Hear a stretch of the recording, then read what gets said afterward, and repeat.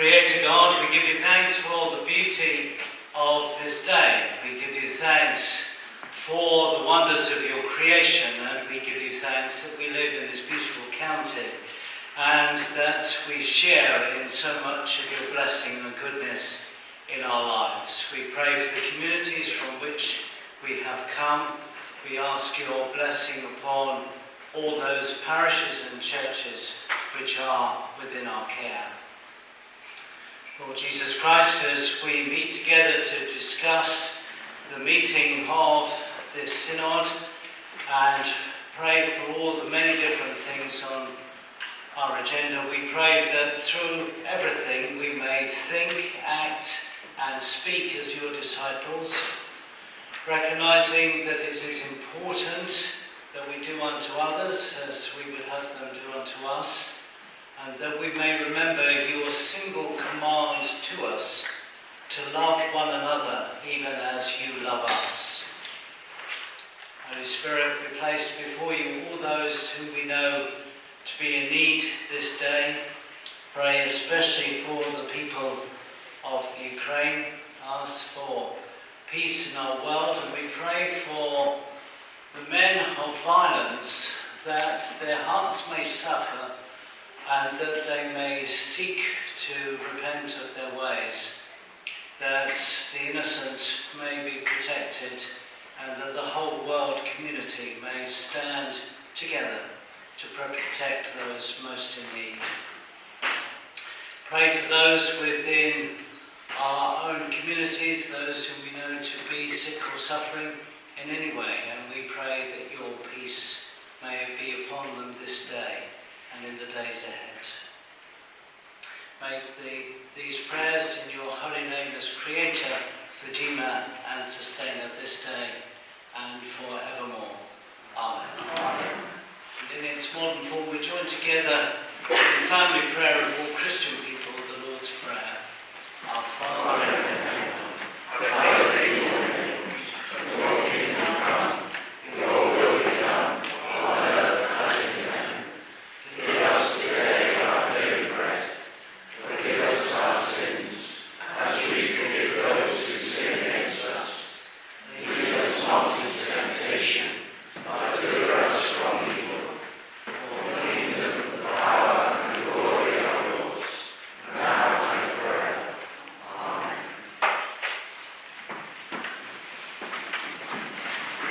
Thank you, Cameron.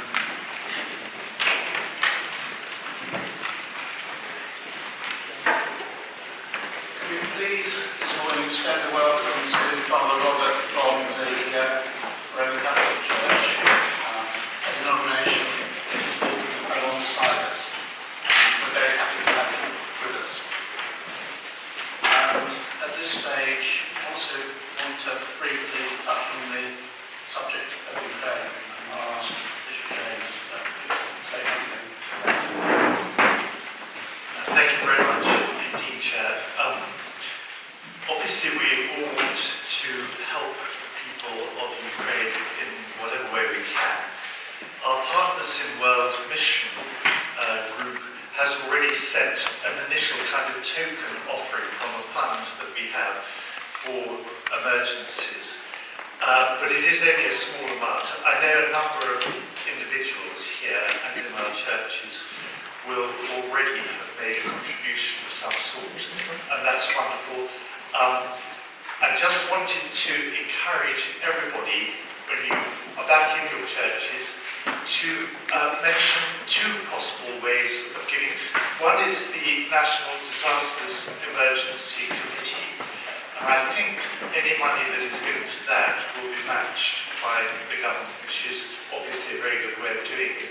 But also to mention a new fund that has been set up by the Diocese in Europe, working with USPG, the United Society for the Propagation of the Gospel. And they'll be working very closely on the ground with people who've got immediate needs. We will send out the details of these things, so that either as individuals or as churches, or indeed as mission communities, we're all able to make a response. Thank you very much. Thank you, James.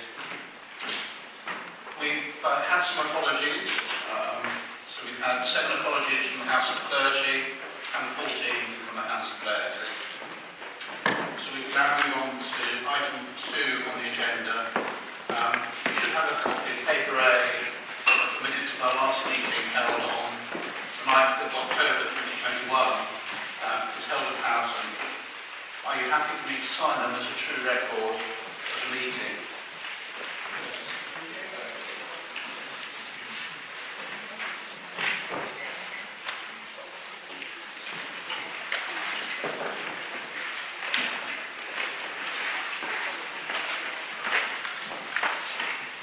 Okay, so we can now move on to item 3 on the agenda, matters arising from those minutes.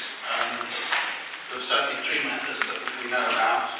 The first of them, I'll ask Cameron to update us on the Living in Love and Faith process. Thank you very much. On your chairs, or near to your chair, is a piece of paper which has Living in Love and Faith at the top of it. If you haven't got one and you want one, then I've got some more copies of it here. I don't intend to say an awful lot, but just to say that everybody who's asked for a discussion and introduction have had members of the facilitation team come and do that. And very many faces in this room I know have been attended introductions where I've been, or Chris has been, or other members of the team have been to introduce Living Love and Faith. And it's been hugely encouraging. The take-up individually, part of groups, on behalf of mission communities and deaneries, there has been quite a bit of discussion of Living in Love and Faith. We haven't gone down the route that some other dioceses have done, which is to have a study day and to invite all clergy to that particular day. That's had a mixed response, it should be said, across the Church of England. What we decided to do in this diocese was to use a facilitation team to encourage people to engage with the material and to use every Synod meeting, every Bishop's Council, every meeting that we have, the existing structure, to look at Living in Love and Faith through that. And whether you agree with that way of doing it, it has meant that we have engaged a cross-section of people who might not have come to a one-off study day. So I hope you feel that it's been helpful. I hope everybody has felt supported. This main copy of the document, Living in Love and Faith with the stories, a copy was given to every member of the clergy, to every deanery and every deanery lay chair, so everybody should have had the opportunity to physically see a copy. There are still 2 copies left. If anybody wanted another copy, you're welcome to have it. To say also that all this information is available online at the National Church at its website. It's not very easy to read online, or maybe that's just me. Maybe I'm not very technical. I don't find it very easy to read this stuff online. And I should say the National Church, I don't think, has made it very easy for people to engage with it in a process in which it says that it's important to engage and listen to one another and have a conversation. So, for example, although you can download the course booklet, you can't easily photocopy the sheets because they're larger than A4, and so you have to resize them. You can't just download it, you have to register and all the rest. So as I've said at various deaneries, if you want this information in a way that is usable for you, then just send me an email, because I've done all that work for you. I've already downloaded the stuff, I've resized it, I've done it in PDFs, so I can just send you a file which has all the information that you'll need for any group. The important thing is that the process which began in November 2020 is now coming to an end, in that we are all asked to respond by the end of April this year. It doesn't really matter if you don't get in by the end of April, because there seems to be about a 3-month period where you can keep on sending stuff. But officially it's the 30th of April. I know that the National Church, speaking to Eva Johns, she's concerned that she's not getting much response from what you might call larger, more rural dioceses. Most of the responses are coming back from city churches, and I explained to her that just because you don't get a vocal response from a rural church doesn't mean to say that people aren't engaged and interested. Very often a non-vocal response for anybody who's worked in the rural church can speak volumes. And you need to be aware of that. She equally made a valid point that if you don't send in any response, how can you expect your viewpoint to be heard? Which is fair enough. So again, I'm trying to make it as easy as possible for people to respond. Hence, there's two sides of a piece of A4. The bottom of the front of there is a link. I'm happy to send this to Kath, and then this can go through as a live link. If you click on that link, you get to an online survey, which is 19 pages, and you might think that's a fairly daunting thing to fill in. It took me 5 minutes to fill it in online, but it's very, very quick. There's a slider. I agree a lot, I agree a little. I'll just leave the slider in the middle. You know, the usual kind of thing, because you don't understand the question. But the important thing, I think, is at the end, really the boxes for any comments about the process, any comments about the content, any comments that you want to make to the next steps group. So those are very important. If, unlike central London, you don't have 1,000 megabytes download speed on your internet connection in your village in Cumbria, then you might like to just fill this in. Eva's address is on the front. All the essential questions are on the back. I think they could have devised a much simpler questionnaire to get the same information. Just fill it in, put it in the post, and send it to her. The important thing is that you put that it's from Carlisle Diocese. That's the crucial thing. So that they know that they're getting responses from the north and from a largely rural diocese. And don't think, oh, my view isn't important or doesn't count. Your view is important and does count. Whatever you think on the whole spectrum of responses, it's very, very important that the National Church hears this. And as we've gone round the deaneries of various churches, some people have said, well, there's no point in this process because it's not leading anything. And other people have said, well, is this process leading to something, and what is it? You say there are no proposals or whatever. Is this the first step in something else? Is it a Trojan horse or whatever? The thing is, nobody knows. But unless, as a church, we respond to these very live issues, we won't have a voice, we won't have a say. And so we do need to respond. And the last thing I'd say before a few questions, I think you're allowed, is to say thank you to the members of the team, and thank you to everybody in the diocese who's turned up to the various meetings.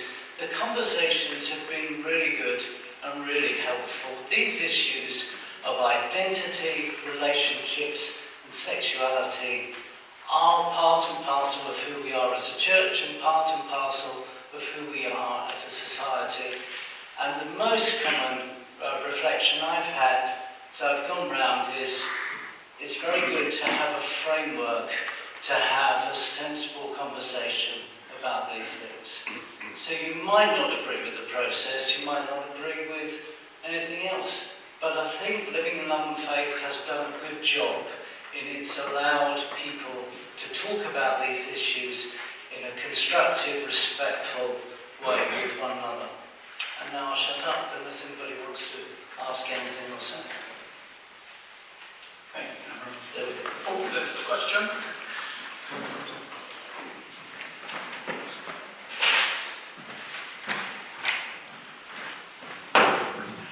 It isn't a question, but if you said Cameron from just to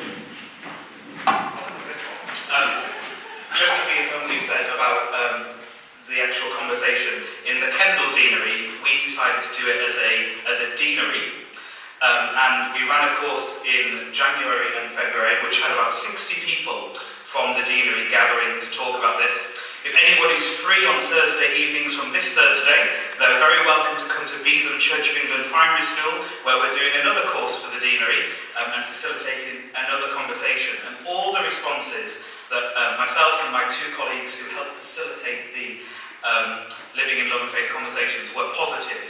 There was a real buzz in the back of Holy Trinity Kendall, and it was really interesting to hear people from various different theological traditions, various different theological perspectives, talking and being able to discuss in an open and friendly and encouraging way. And the course itself leads that very well. We were very relieved as facilitators that there was a course and there were videos, and they are really good at actually providing an introduction to these sensitive and contentious issues, but doing it in a very holistic and very broad and very easy way for people to engage. So from my perspective as a parish priest and as someone who has facilitated it on behalf of the wider deanery, I think it's only been a good experience that's hopefully opened the conversation out to more people than it would have done otherwise. And as I say, if anyone would like to come to Beetham Church in the primary school on Thursday evenings, from this Thursday, you can experience it yourself. Before you go, Yes. if you are asking a question or making a comment or whatever, can I encourage you to give your name and your deanery? Everyone knows. Thank you. My name is Andrew Norman, and I'm from the Deanery of Kendall.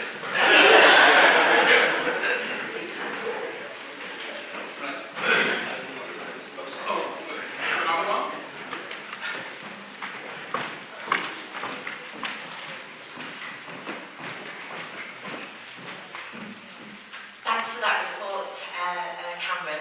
Nikki Pennington, Calder Deanery. I'm just wondering if there is any thought about actually sharing experience across the diocese from people who have attempted to run or are running this course, so that we can have a bit of a learning community. I mean, it's great to hear Andrew's experiences, but I'm sure that there'll be different degrees of engagement and different experiences, and it would be good to be able to share those and learn from each other. I'm sure that would be very good. Nikki, my involvement in Living Love and Faith ends with Bishop's Council on the 5th of May, but if there was any member of the General Synod who might want to coordinate such responses, then that would be helpful for General Synod members going into the next round of discussions. I think that would be a very, very good thing to do.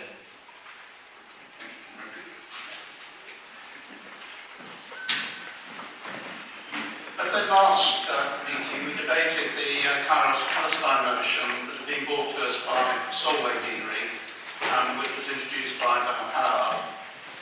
We voted to send the motion as a Diocesan Synod motion for debate at General Synod. I can report that the Diocesan Secretary duly forwarded the motion to the clerk of the General Synod, and it is now the 12th Diocesan Synod motion queued up in Special Agenda 4. Motions are normally debated in the order they're received, so we can probably expect to see it on the agenda in about 3 years for debate. Can I also point out to you the flyer that has been left on your chair by Val, and encourage you to make use of the opportunities it presents to stay informed, and also to note on it the cheeky edition about the fair trade store. The final matter on the agenda under matters arising are standing orders for this synod. Perhaps not strictly a matter arising, because I don't think it was on the previous meeting. It was in the minutes, was it? But nevertheless, we will take it as an item of business at this point anyway. For this, you will need the two papers B, so the revised standing orders and the accompanying explanatory note.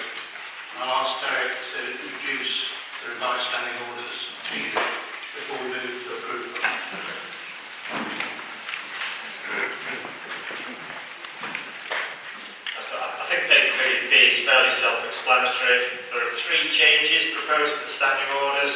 The first is to remove gender-specific language. The second is to bring the standing orders into line with changes to the church representation rules and with the standing orders for General Synod. Those 2 areas, I think, are pretty non-contentious. The third is to allow for the nomination of, for the bishop to nominate a third person to the bishop's council. Under the current arrangements, the Constitution of Bishops' Council, which is contained within the standing orders, allows the bishop to nominate 2 people over and above the ex officio and elected members.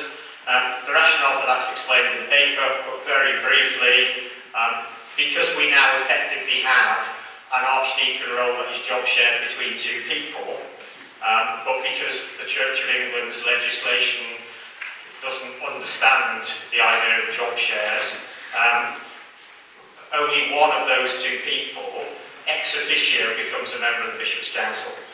So in order to enable the people filling both halves of that archdeacon job share role to contribute to the Bishop's Council, Bishop James needs to be able to nominate them to be a member of the Bishop's Council. There are no other ways in which people can join Bishop's Council other than as elected members, as ex officio, or through the Bishop's nomination. The impact on the composition of Bishop's Council is set out in the paper. So before I'll ask Chris to move this as a motion for the Synod, because I'm not a member, so I can't do that. But before that happens, has anybody got any questions about this they'd like to ask? Or comments, indeed, they'd like to make? Thank you. Chris, Yes, so we're moving the motion that the Synod approves the updated standing orders. Can I ask for a show of hands for those who are happy to approve them? And any against? I think that's those are carried nem con. Perhaps not too surprising. So the updating standing orders now stand approved. I suggest that we continue to run this meeting under the existing standing orders and that the updated standing orders come into operation after this meeting. At this point, does anyone else have any matters arising on the minutes of that last meeting? In that case, we can move on to item 4, the report from the September meeting of Bishops' Council. You should have paper C, which is that report, and we're simply invited to take note of the report, unless there's anything in it that people wish to raise as a question. Okay, so we then move on to item 5, the vacancy in the See of Penrith. For this you'll need both papers D, covering the vacancy in the See of Penrith, and also the number of archdeaconries in the diocese. You may remember discussion about reducing the number of senior posts and suggested need to obtain some external independent advice on the issue. I now invite Bishop James to introduce this item and update us on progress on this issue. We have up to 30 minutes. Thank you very much indeed. Without hesitation, deviation, or whatever. I really will not need 30 minutes, but thank you very much indeed. I actually jotted down some notes, things to say, before I read the excellent paper that Cameron produced on this, and I was thoroughly delighted to find that we agreed with each other on what has been going on and why we are where we now are. So this is really a brief summary. The sort of fuller version is in the paper that you've got in front of you. As you know, the last Bishop of Penrith, Bishop Emma, was with us in practice for only less than 2 years before she was snaffled by the Archbishops of Canterbury and York. I haven't taken this up with them. No, I'm certain. So my future is now severely in that. It's a good role. She's enjoying it for the most part, I think. And we still see her from time to time. But of course it left us with a vacancy, and even prior to her departure, a task group, as you'll read on that paper that Cameron produced, was looking at the whole question of ministry right across the board. It was doing that partly in response to some of the comments that have been made about the necessary cuts to stipendiary clergy that have taken place across the diocese in recent years, and suggestions that those cuts should be mirrored in the BLT, the Bishop's Leadership Team, not Bacon, Lettuce and Tomato, as people sometimes assume. And the idea was that the number should go down from 5 to 4 if you add up 2 bishops and 3 archdeacons, either to 1 bishop and 3 archdeacons, or 2 bishops and 2 archdeacons. It has to be said, when that task group was meeting, we hadn't really anticipated Emma being the first to go. We were talking about natural wastage, which is not a very comfortable phrase, but you know what I mean, rather than redundancies still are. We hadn't expected her to be the first to go, and so there was a lot of debate about what should happen next, and some of that debate will be remembered by a number of people here. So we invited somebody called Prebendary Stephen Linus, who was previously Bishop's chaplain in Bath and Wells Diocese, and a very long-term member of General Synod, to come and do a review of the Bishop's Leadership Team and the roles of its various members and their particular responsibilities and the tasks which need undertaking. That report was produced, you've got a copy of it with your papers. Very good report. He listened very carefully to a large number of people and consulted very widely. And that paper was subsequently discussed both at the leadership team and also then at Bishop's Council. And as if you've had a look at that paper, you'll know that he set out to explore the issues without actually making any specific proposals, which was a cunning move. He left the proposals up to us. Now, alongside that, we also consulted something called the Diocese Commission, which has been in existence for a little while. The Diocese Commission discusses various things. It discusses the number and composition of dioceses in the Church of England. There are currently 42, I think. But there have been recently some amalgamations. For instance, Bradford, Wakefield and Ripon and Leeds have amalgamated into one diocese of Leeds. It's now an enormous sort of mega diocese. Part of the intention of that, this is a slight deviation, but I'll throw it in anyway. Part of the intention of that was to reduce the back office work and the number of people who need to be employed, to reduce the number of cathedrals and cathedral staff, and to reduce the number of bishops. In point of fact, all of those have gone up rather than down as a consequence of the amalgamation. So there are all sorts of questions being asked about whether it's a good idea to amalgamate or not. And there are various plans afoot, most of which I'm happy to say do not currently involve us, partly because of our size, partly because of our location. People tend to forget about us because we're sort of right up on the edge. But places like Canterbury and Rochester, Winchester and Portsmouth, those sorts of things are being really quite strongly discussed. But the other thing, the diocese, that's just a bit of background, the other thing the Diocese Commission discusses is the appointment of new bishops when vacancies occur. And in particular, they've been paying attention to suffragan bishop posts. And you can't actually appoint a suffragan bishop without getting permission from the Diocese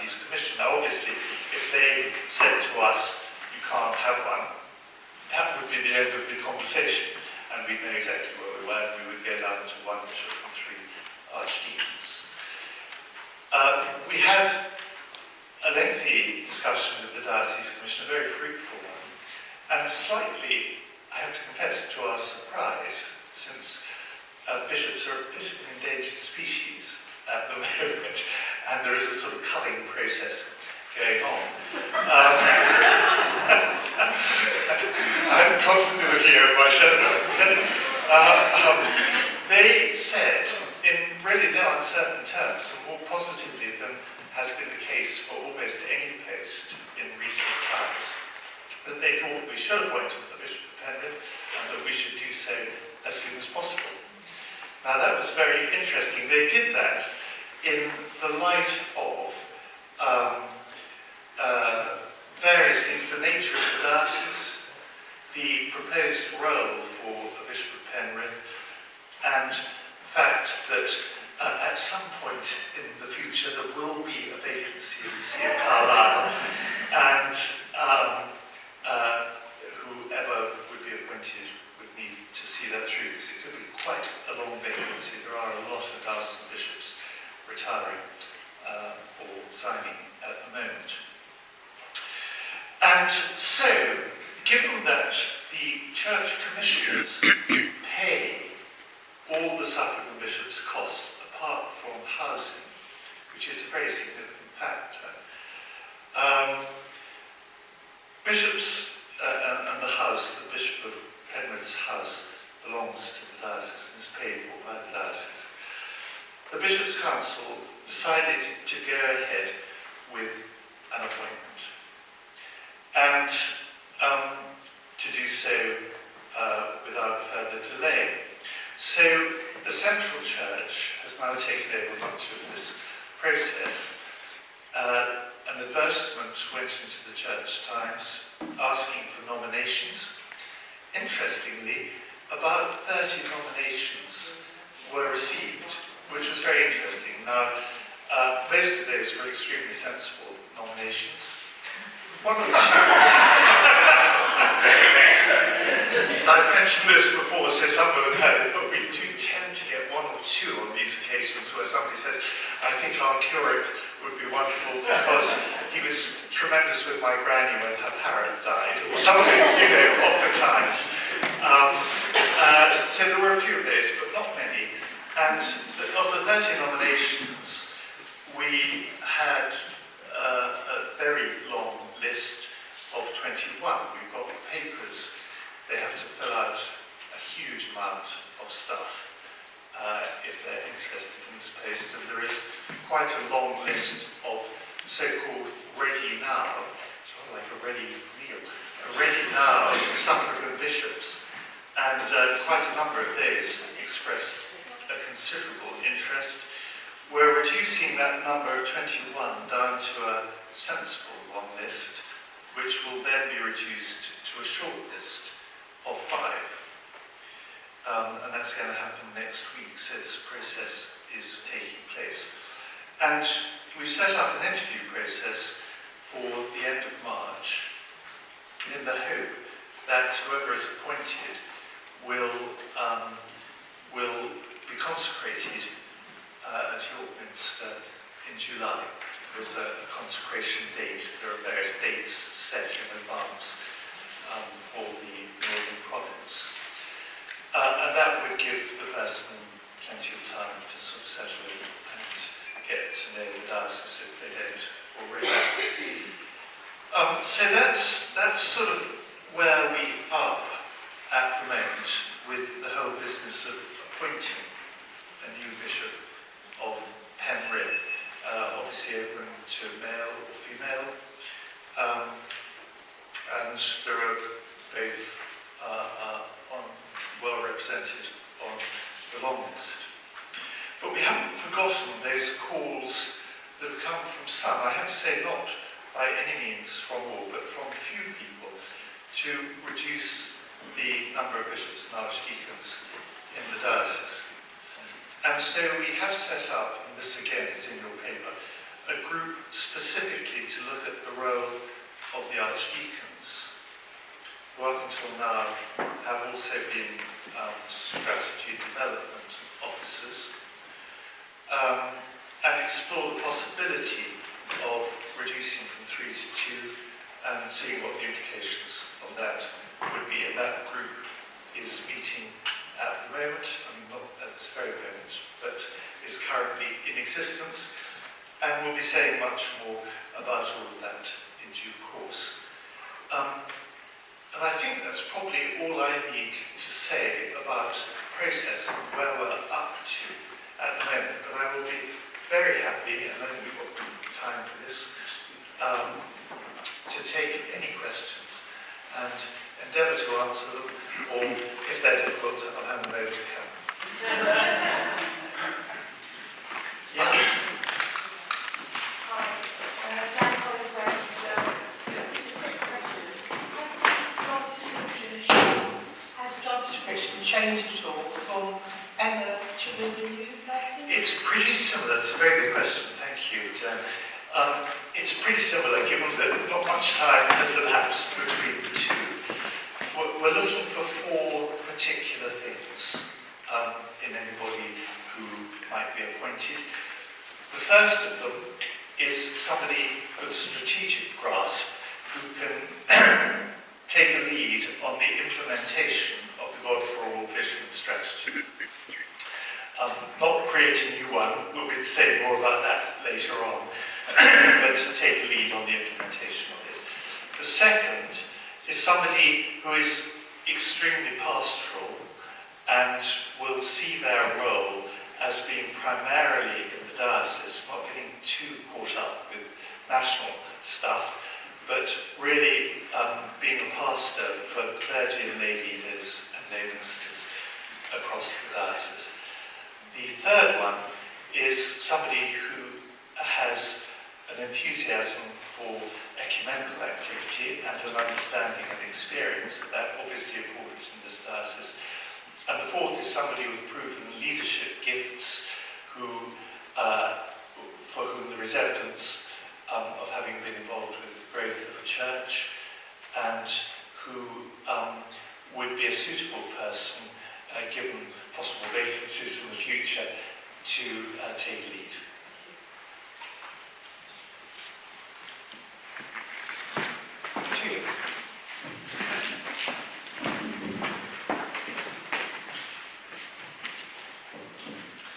Tudor on Western Carlisle Deanery. Quick question on the Linus report under the section Baptist Taking Clock. It mentioned the need to repair relationships, and that's quite within all our churches. And I wonder what the Bishop team are doing about that in leading the way.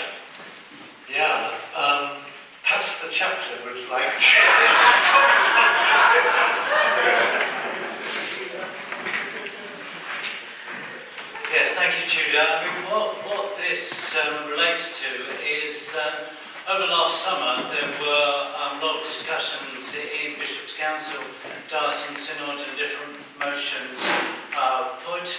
There are also differences of views in the diocese. So what the Linus report does is acknowledge those difficulties in relationships, and so it's difficult to begin to work for reconciliation of those relationships until you find a way forward. So the first step is to find a way forward, which is what we're doing. Second thing is to be sensitive to where people are and to answer the questions. And so the paper that I wrote lays out a process whereby people will be listened to, these questions will be engaged with, about the reduction, potential reduction, number of archdeaconries, and how that may relate to different individuals and different groupings. So the priority over the next 6 months for both the Bishop's leadership team and the Bishop's Council is to address these issues, make sure that people are being heard, make sure that decisions are clearly made and involving and engaging everybody, so that by the time we get to the autumn and the Archdeaconry's review group reports to the Bishop's Council, and hopefully there's a new Bishop of Penrith in place, then we can move forward again with a sense of purpose and unity as part of the ecumenical vision. A lot more to be said on that, but that I think is what Linus' report is alluding to. That's a really helpful answer. And I should say, in terms of repairing the village, we all get on very well together. It's not really that we're all tearing each other's throats out, I don't think. But it's more differences of opinion on this topic. Susie.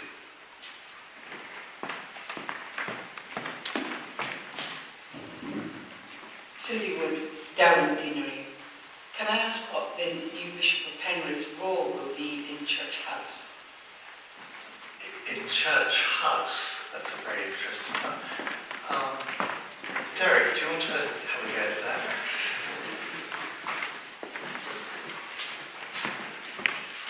The answer is that it's not completely decided yet, but I can see you sitting there looking quizzically. We're looking actually at a slightly bigger piece of work around who's responsible for what in terms of the implementation of the strategy. And Bishop James, I think, really helpfully talked about 4 elements of the role of the Bishop of Penrith, which are set forth.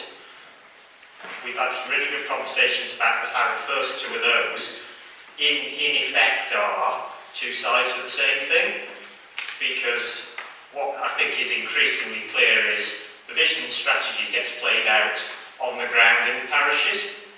So if the Bishop of Penrith's role is pastoring the local clergy, the local church, local lay leaders, and is about implementation of strategy, those 2 things come together in the place where it matters.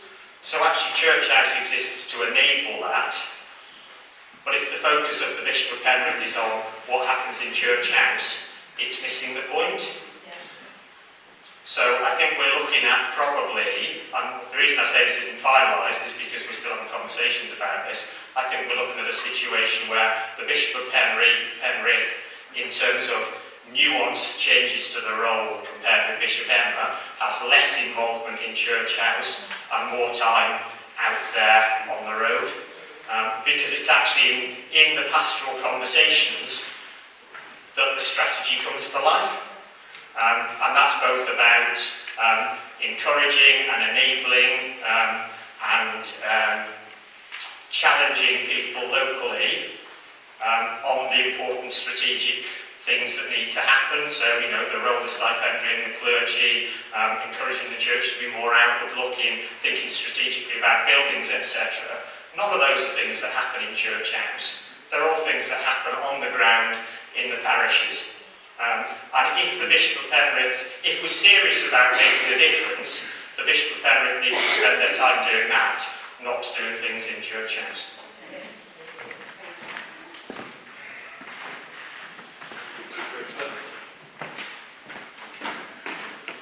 I think Susie wants to come back.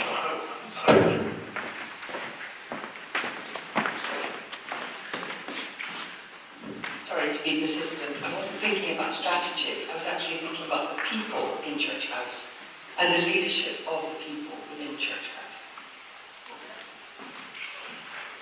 That's the bit that hasn't been completely decided yet. I mean, to be blunt, who do I line manage? Who does the Bishop of Penrith line manage? And at the moment, we haven't come to a precise conclusion about that. I think there's an implication that the Bishop of Penrith will do less line management and I'll potentially do more. And the benefit of that would be actually probably more integration within Church House.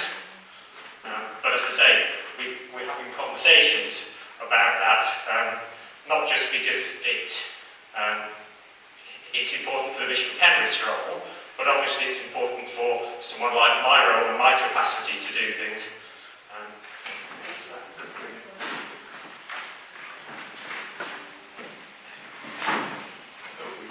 Lots of questions, James. Mark, back there. James Richards, Windermere Deanery. Some years ago, the diocese looked at restructuring archdeacons. It will have been in about 1998-9. And And it was noted that when you have a useful senior clergy person in post, they get other jobs given to them, and if I can choose SDO as an example, because you have this useful senior clergy person in post, but it's not of the essence of being an archdeacon that they have to be a strategic development officer. Yeah.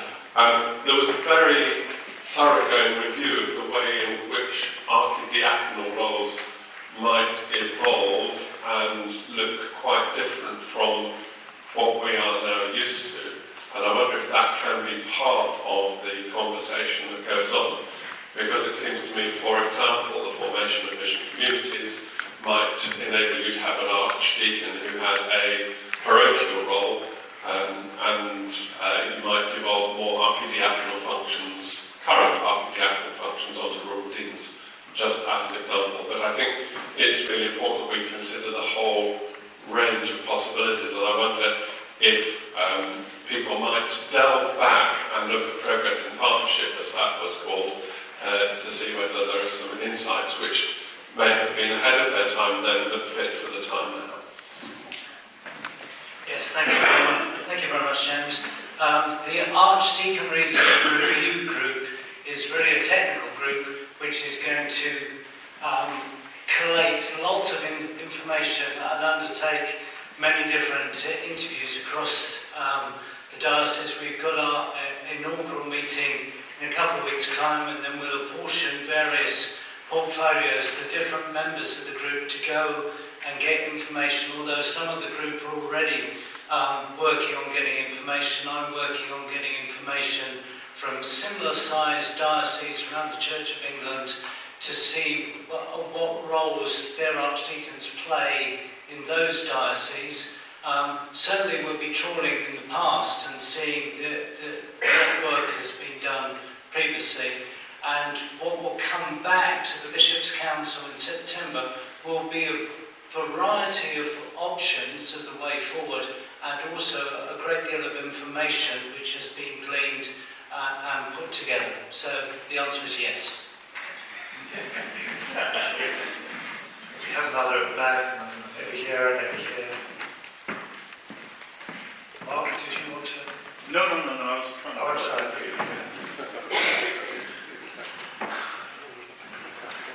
Thank you. I'm Lily Hopkins and I chair the DAC and spotted in the paper the mention of the role of archdeacons in the DAC. It is a statutory duty having the DAC, and considering the alterations, not just to listed churches but other churches. I was awed in 2013 when I joined the DAC at the depth of knowledge that the archdeacons had, not just of buildings but of the mission in the individual parishes, the mission of the church through its buildings, and that intimate knowledge of their geographic patches. And I would like an assurance that the review of the role and the number of archdeacons takes into account that they are the people ex officio on the DAC that put the points on the mission of the church. I mean, it's actually a very good way of promoting the mission of the church when we visit sites. But if it is left to a role where you just have people with specialist knowledge, that key element that we're allowed to take into account on what facilitates mission may be lost. We're tremendously grateful that the diocesan representative for clergy, Andrew, has joined our committee as we get that clergy view of their work environment, as it were. We have had difficulty finding parish clergy or mission community leaders who have the time to take on an additional role or an additional meeting. And it's not just having an archdeacon, but an archdeacon who has time to be able to know that detail of the area, the people of the parishes, the details of the churches. So I would be very interested in that forming a portion of considerations on the number and the roles of the archdeacons. And to plead for rural deans as well, having observed many rural deans in Africa. They're very hard work to start with, so delegating responsibilities to them, I think, is moving the problem, as it were. Thank you. Lily, thank you. That's an incredibly helpful point and expresses beautifully the way in which the archdeacons have a crucial role in the mission of the church, which indeed they do. And that is very much one of the things that will be right at the forefront of the group's considerations. So I don't think you need to have any fears on that score. But thank you for raising it. Thank you.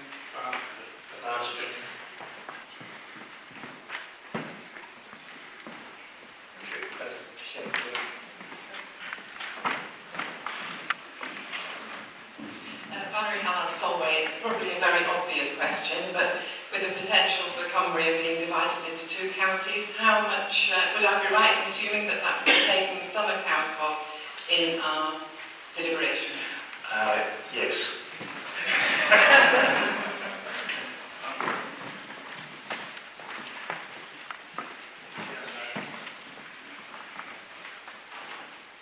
I'm interested in these posts now of job share for Archdeacon and the fact that we still remain talking about stipendiary posts at this level.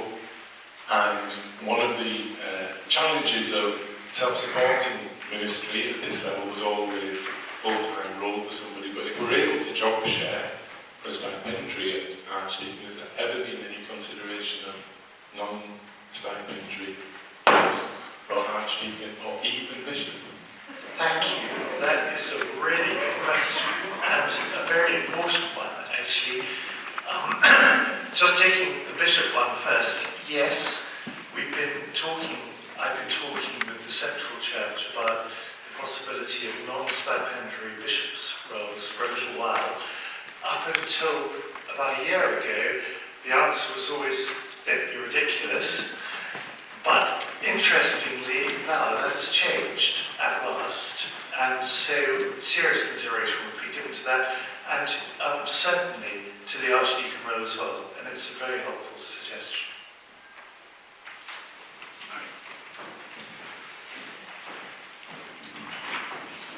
Mine is very simple. Speaking as a foot soldier, a mere church warden who was working full-time, free. In fact, I think I'm doing egg days in every second. However, without the archdeacons in our situation, I don't know where we would have been. They are accessible. I know sometimes I bombard them with emails and phone calls. We, laity, need to have the information from someone. And I really do not see how we could possibly I really don't know how we in our particular county could possibly cope with 2. I don't agree with the current situation of us having to pass to Cumbria either, you might know. But you know, we've been in a long time without a priest, and neither do I agree. I think it's a shortcoming of the Church of England at the moment of cutting parish priests. I don't think that is the way forward to bring people into the church. But the archdeacons, I think we need 3. Thank you very much. People will know my own personal views on this. I actually agree with you totally on the number of archdeacons, because I think they have a key role to play in the mission and ministry of the church. And I think what they do is often hidden, and people have no idea just how much work is involved. And anybody who's been closely involved with archdeacons or has been an archdeacon or is an archdeacon would vouch, I think, for that.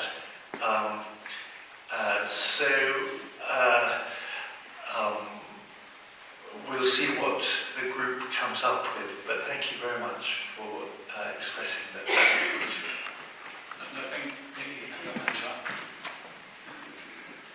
Thank you, Paddington Calder Deanery. Just a comment really for you to sort of consider in this review, the issue of geography and diversity of community.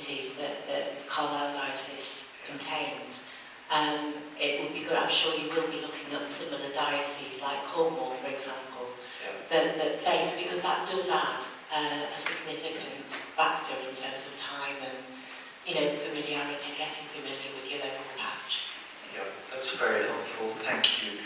And it does relate to the point that was made earlier about reduction in numbers of stipendiary clergy, which has been driven by the finance, quite simple, just as simple as that. If we had the money, we would have more clergy. It's very simple. But I think there is an assumption that if you have fewer stipendiary clergy on the ground, however many non-stipendiary lay ministers you have, you need fewer archdeacons. I think that is a false argument, actually, but that will no doubt be one of the things that is discussed. We've got lots more. I think we've got one final question. The Interim Archdeacon of Carlisle declaring an interest. I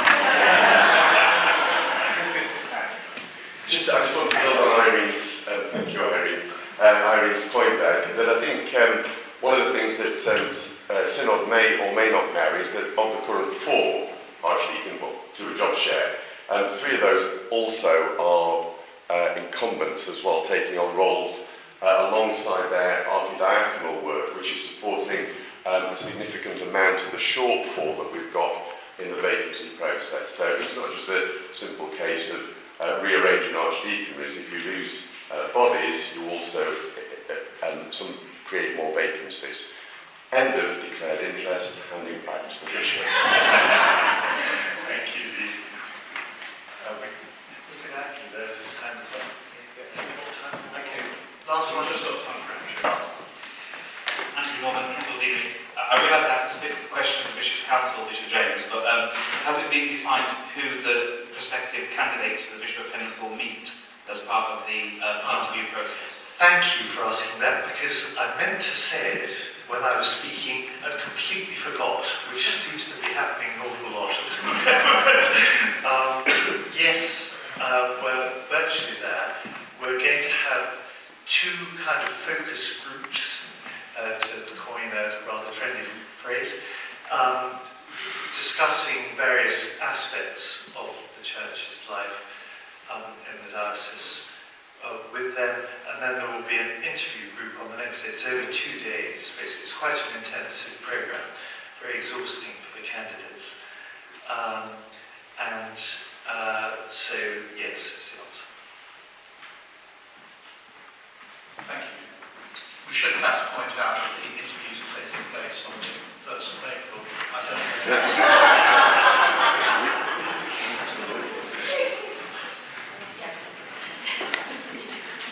Okay, so we now come on to item 6, and this is the last item before we break for lunch.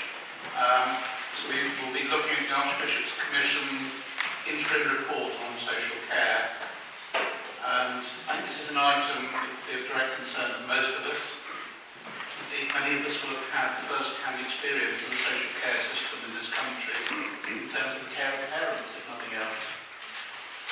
You'll see from the agenda that at this point we're going to be welcoming Dr. Anna Dixon, Chair of the Archbishops Commission on Reimagining Care. She was going to speak to us about its work and the interim report. Unfortunately, Dr. Dixon cannot be with us today, but don't despair, we have a cunning plan. Our very own Bishop James, co-chair of the Commission, so he'll be stepping in Anna's place. Thank you, James. Thank you very much, Chris. I'm afraid you've got me again, and you've got me again this afternoon, so anybody who wants to go now. I'm very sorry that Anna Dixon can't be here, not least because she is absolutely the excellent chair of this Archbishops Commission on reimagining care. Her previous job was as CEO of something called Aging Better, which I'm sure all of us would like to know more about. And she's got a huge amount of experience. She was a policy advisor for some time in government, and is brilliant. And she was coming to do this, but a family crisis, I'm afraid, has meant that she couldn't be. So, as Chris has mentioned, I'm the co-chair of the Commission, and I'm delighted to be able to introduce the Commission to you. In fact, I'm really rather involved in social care at the moment, not least because I also have another hat on a select committee from the House of Lords, which is looking at the future of social care. And also I'm involved in debates on the Health and Care Bill. So I've got social care rather coming out of my ears, but it's absolutely fascinating and really important. And looking at the elderly, really, care for the elderly, and care for those who are of working age but have disabilities of one sort or another, rather than the care of children. In fact, care of children is something I probably know more about because I worked in children's homes for a little while as a social worker, but that's another matter. And I think we're all aware that this is one of the biggest issues that is facing our ageing society. And so it's quite a privilege, from my point of view, to be involved in discussions at this stage. And I'm involved in my capacity as lead bishop for the Church of England on health and social care, which is a role that I've had for about the last 12 years. Now, if we have the next slide, just a word or two about the origins of this commission. Quotation up there on the screen from Justin Welby, Archbishop of Canterbury, who 2 or 3 years ago wrote a book called Reimagining Britain, Foundations for Hope. It had a series of chapters on a number of different topics, one of which was social care. And he said, a reimagination of Britain as a country in which human beings flourish has to put high-quality social care, public and mental health, at the heart of its objectives. And out of that book have come this commission, the Commission on Social Care, and 3 other commissions. One is on housing, which has now completed its work and produced a report, which was called Coming Home. Very interesting and useful report. Some of you may have seen it. A commission on families and one on racial justice. The families one started up about the same time as our social care commission and will be reporting just a little later than us. The racial justice one is ongoing and is almost a sort of established committee now. And Justin Welby, Archbishop Justin himself, has said that the way we care for others, especially those with no obvious economic value, people who are not obviously productive in our consumerist society, the way we care for others is an indication of our faith and our values.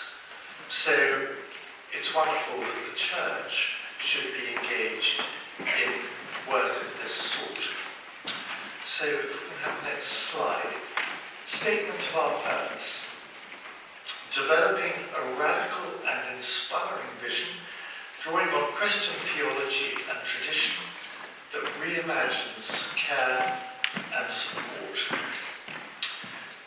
Reimagining is a crucial word there, because I think the key to everything that we're doing, and this has emerged quite strongly in some of the meetings we've been having recently, the key is creating a new system rather than just tinkering around with the present one. And that's a pretty big task, as you'll be aware. And it is fully intended to be a Christian vision for care that we're trying to come up with. And the whole process, our process, began with a paper that was produced by a theological group as part of it, but it was led by somebody called Professor John Swinton, who's one of the teachers up in Aberdeen University and has huge experience in this world. In fact, I know him of old, and I'm glad to have come across him again because many years ago we were both keynote speakers at a conference, and the topics we'd been given were rather similar, and I was so grateful that I was going first. Whereupon he said, I've got to go early, I'll go first.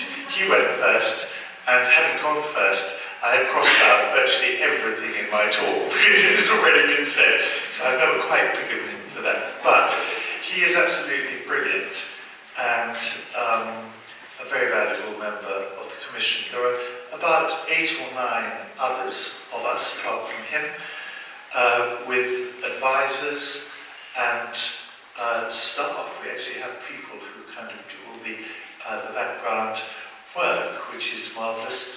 A lot of experience represented and a very diverse and varied group of people on the Commission. So some very interesting meetings and conversations. Some of them have been on Zoom, inevitably, but we've had some very interesting in-person and sometimes residential meetings in York, in London, in Birmingham, and we sort of meet around the country. And we've got 4 work streams. One I've already mentioned is the theological work stream. One is looking at future potential models of social care. One is exploring the contribution of faith groups and communities to the care of the elderly and those with disabilities. And one is looking at the implications of everything we do for public policy. So, what about the aims? There we are already. Gosh, I've had these aims, thank you very much. And these are they, first of all, to stimulate a national debate about the nature and purpose of care. And we're hearing a lot of first-hand experience. We're interviewing large numbers of people, having various presentations, and so on. And of course, most people, actually nowadays, I would guess most of us in this room have got some sort of experience of social care. I mean, if I look at myself, I mentioned already that I used to work at children's homes. My mother was in a care home for 4.5 years before she died, and my father, with dementia, lives part of the time with Alison and me in Bishop's house. So we just, as ordinary people, have first-hand experience, and I would guess that applies to many of us here. So we've been listening to all of that, both from people who've been kind of, as it were, on the receiving end of care, if I can put it like that, and those who are carers, both paid and unpaid. And the role of unpaid carers is something we're particularly concerned about in the Select Committee, of which I'm a part, because there are millions of them in this country. They save our Treasury many, many billions of pounds every year, and we're looking quite carefully at how we can help to support and encourage them. So that's the first thing. The second one, to offer practical recommendations to national and local government policymakers, the care sector, and society as a whole about how to deliver this vision for care. Now that's a pretty big aim, it has to be said. But we are liaising very closely with the Minister for Social Care, Julian Kinney, and also with policy advisors in number 10 Downing Street, all of whom are very, very enthusiastic about what we're doing and hope we may provide answers to some of the questions which they've been struggling with for quite a long time. Whether we do or not remains to be seen. To address wider issues that affect the status and well-being of people in later life and adults with disabilities or disabling conditions. And that has quite a lot to do with prevailing attitudes in our society, especially attitudes towards people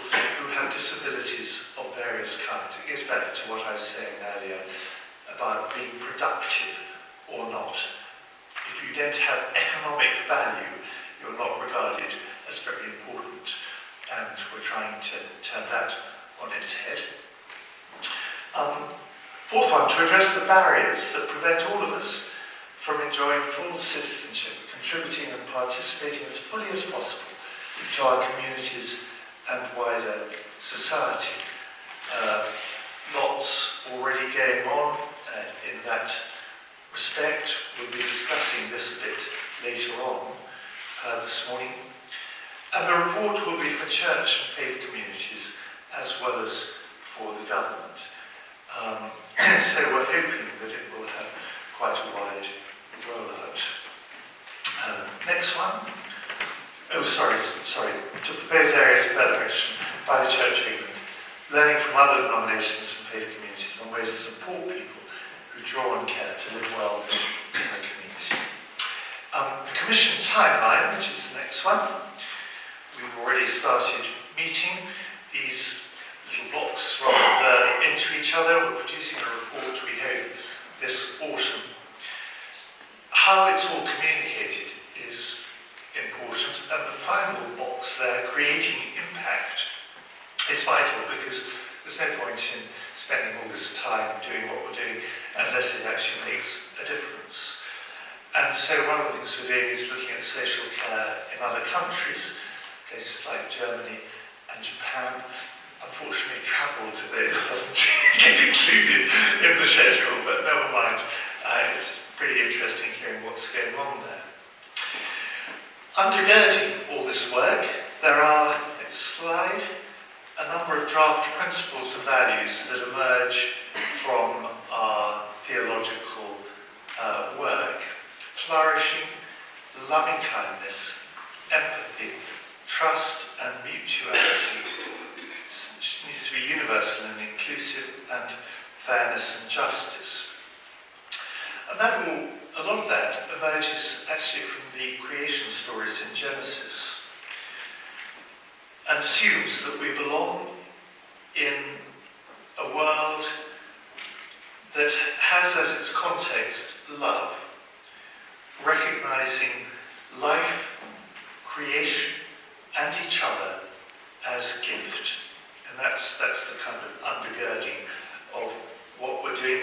The world was created by God out of love, for love.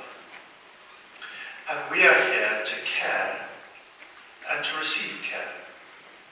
And that word mutuality, which is there, has proved to be one of the most important in all our discussions.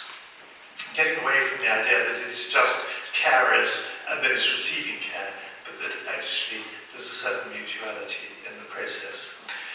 And the importance of reimagining, which involves, in my view, seeing other people, those who are on the receiving end, as it were, as a blessing rather than a burden.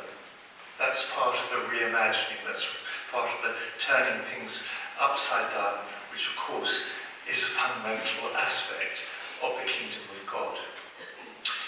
So we've engaged in a listening exercise and engagement. You can't have any group meetings now without a listening exercise, which is good actually. It ran from October to December last year, and we had about 130 individual responses to it from a wide range of people and groups. Quite a lot of the responses actually were from groups, Carers UK, Age UK, people like that. And we asked a number of simple questions, like what is good about care and support as it exists at the moment? What's difficult, challenging, or missing? What role does your community, including church or other faith community, play in care and support? And examples of innovation and good practice. And if your wish were granted, in other words, if your prayers were answered for care, what would it look like in the future? That's really the crucial one. What would it look like in the future? We're drilling down in several dioceses, including this one, actually.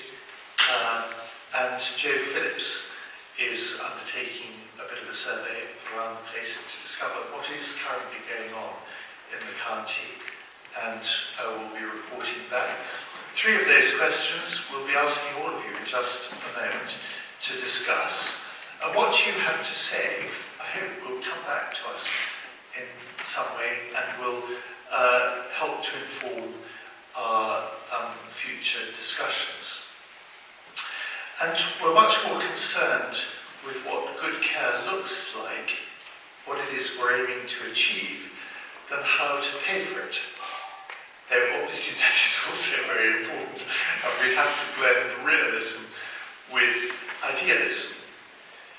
But we are very aware of the fact that prior to this commission and prior to the select committee, 28 reports have been reduced in recent years on social care, and we're rather concerned not to reinvent the wheel.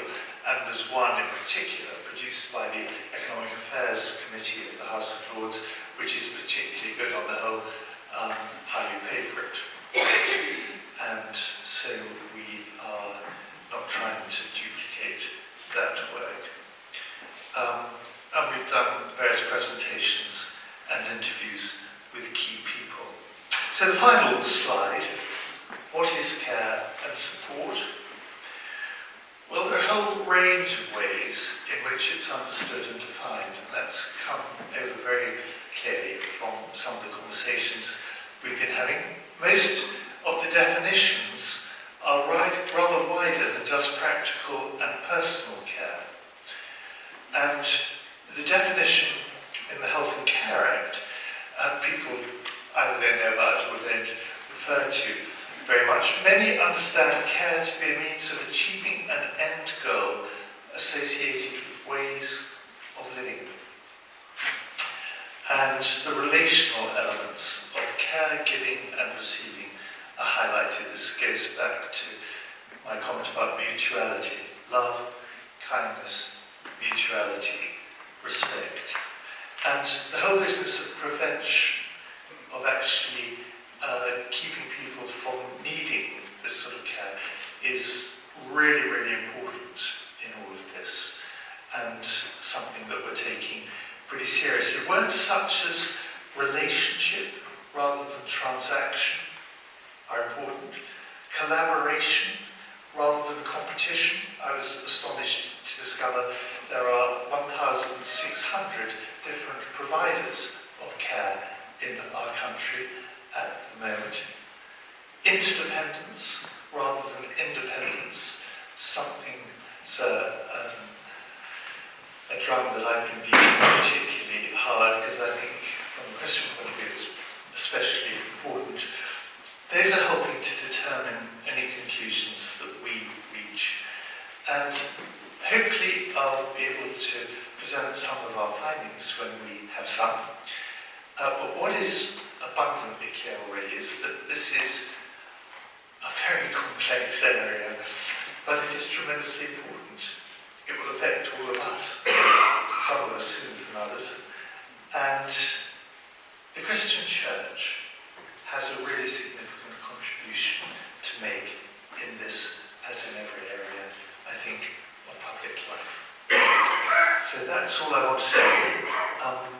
Do you want me to? Yes, thank you. We've got a little while. If there are any immediate questions, I will do my best to answer them. Glenn's already got his hand up. And Clive, and any other questions. And then we'll move into rather smaller groups to discuss three questions that we'll put up on the screen. Glenn. Thanks, I'm Glenn Jones from Derwent. You mentioned John Swinton, Professor at Aberdeen University. John describes himself, he still writes prolifically and is on the speaking circuit. He describes himself as, maybe a professor he says, but I started off as a nurse and I'm still a nurse at heart. In that I have a heart for people. But John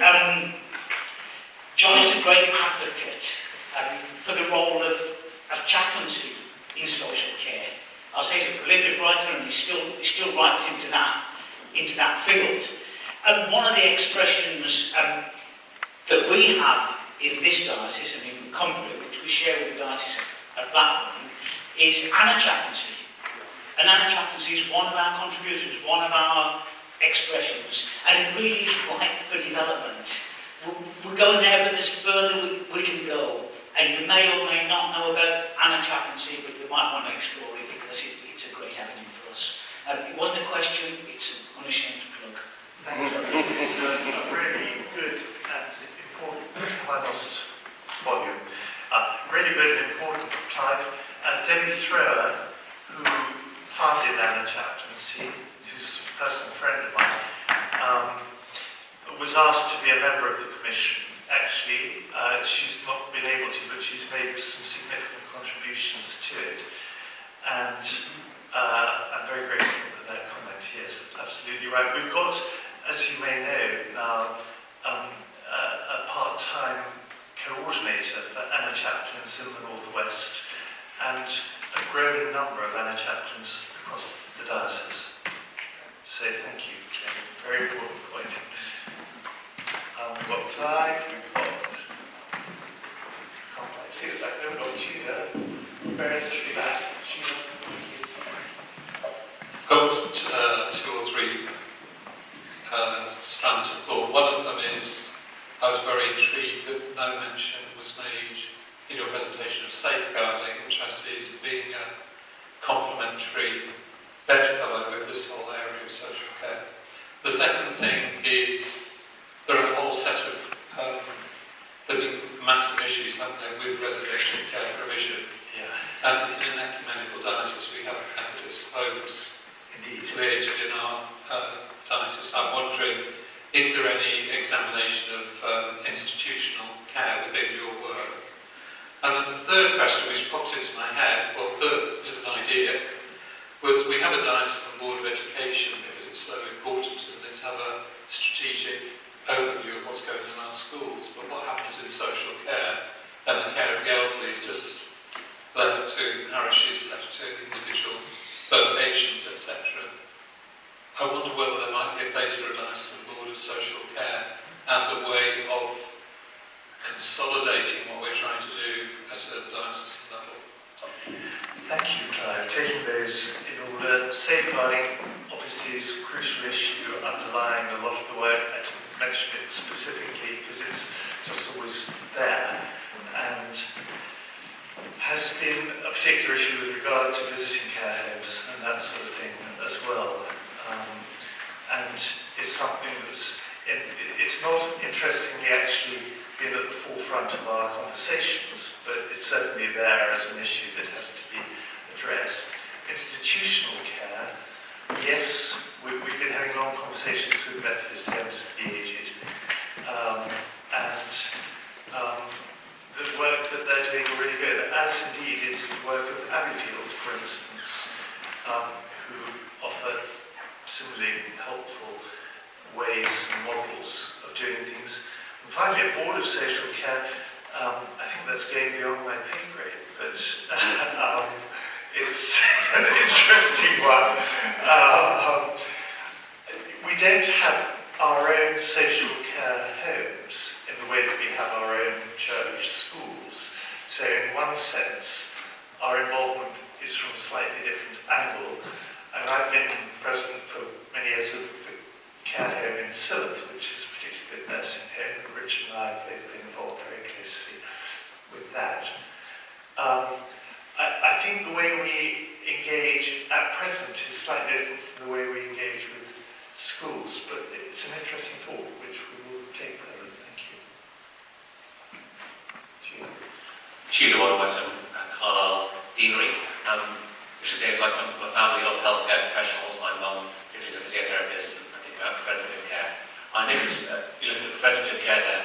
I was interested whether there are preventative care for aging that you discovered. Healthy living.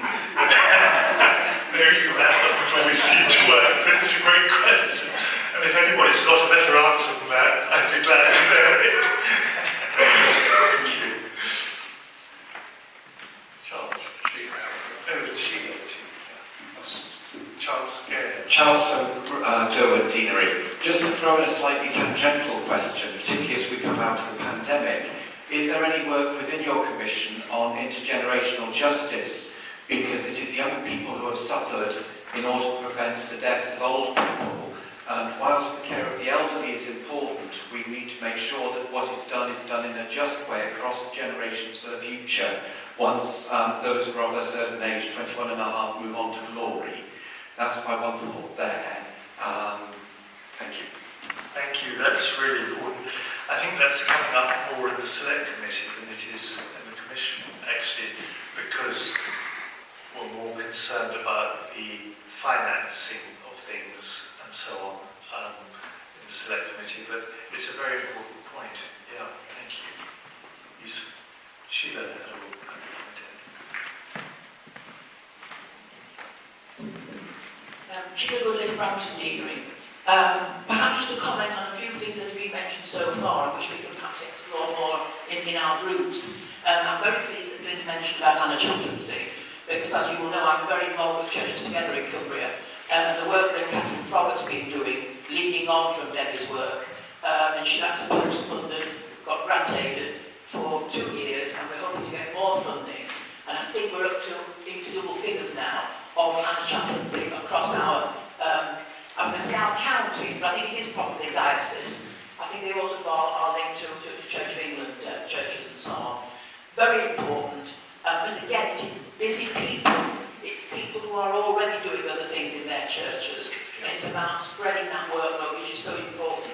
Now, as somebody who's worked in healthcare management for 40 odd years, in the NHS, but then I got disillusioned with the funding and determining priorities. And I'm sure Archdeacon Vernon will collaborate with this. We know that, having been chief executive of 2 hospices in the country, that we're going to get a quarter of the funding for hospices from the state.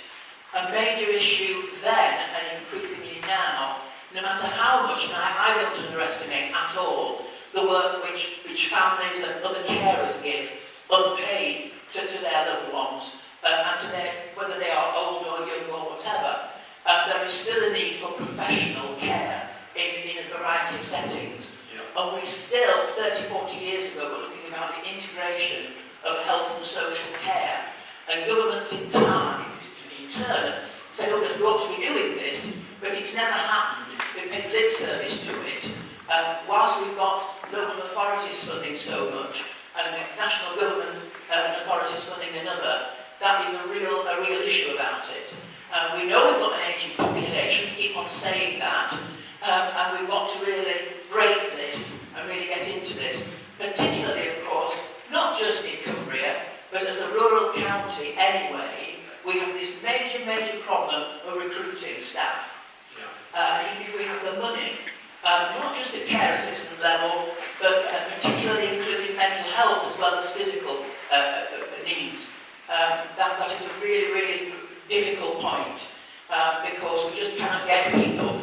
And I still continue as a hospital chaplain, and I'm leaving aside the additional difficulties that COVID's brought to us. People who cannot go home because of inadequate social care, etc., because of lack of care packages, which cannot be filled because of lack of funding. So I think there's a few things to do with groups. Well, there are lots of points there, and I'm very grateful. The whole question of integration is especially interesting. I was on another select committee looking at the future of the NHS, which was recommending very strongly integration of health and social care. Interestingly, in the new health and care bill, the whole emphasis is on integration. We've got integrated care services with integrated care boards and integrated care partnerships as part of them. Some of those already exist around the country. In 1 or 2 places they're working well, in most places they're really not. So it is a major problem, but until we've sorted that one, I don't think we're going to make a lot of progress. So I totally agree with you. Yeah. Ari, I have another point. Okay.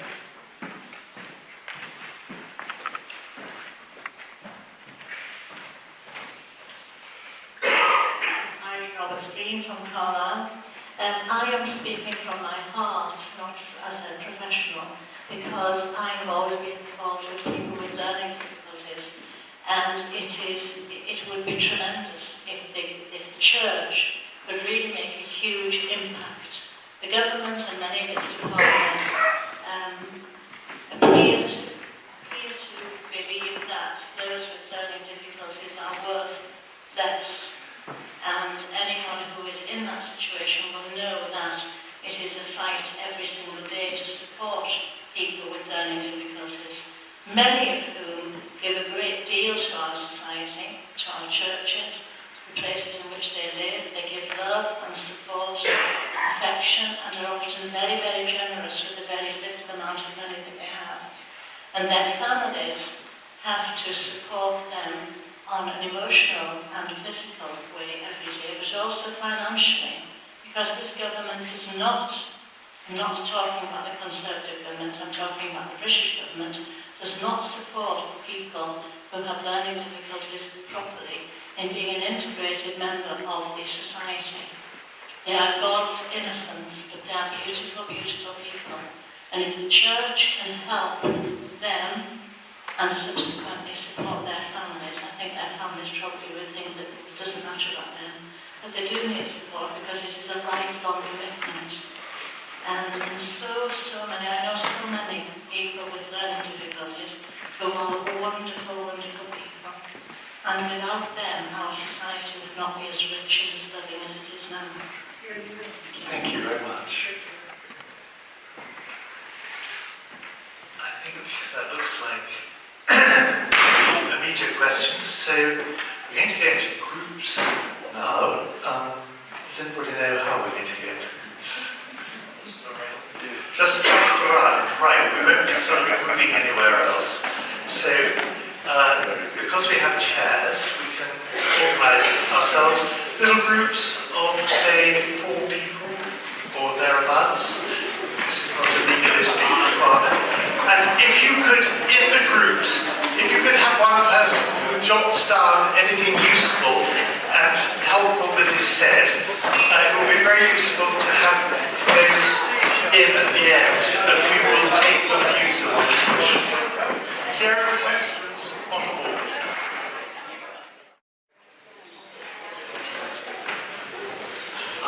We've got a few minutes now, which provides an opportunity for anybody just to feedback to all of us any particular insights that might have come from the discussion that you were having in your group. You don't need to report back on everything that you discussed, everything that I've already said. We won't sort of go around in groups saying, no, this one, no, that one, no, the other one.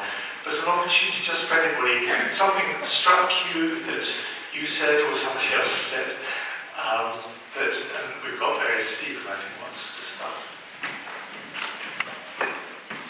I will be making careful notes here, and it will get said in. So, thank you.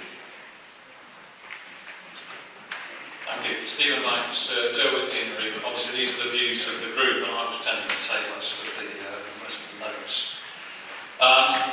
One of the issues that was raised at the beginning was just how often people are on the cusp of needing serious sort of help, and actually how much on the cusp of being homeless because of the issues that they have around the lack of support, you know.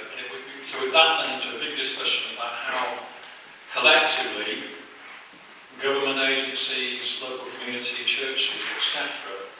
can better work together to integrate that support at all levels, not just dealing with the elderly, but all those people who are in social or educational or economic need, so that they can actually obviously remain in their own home setting.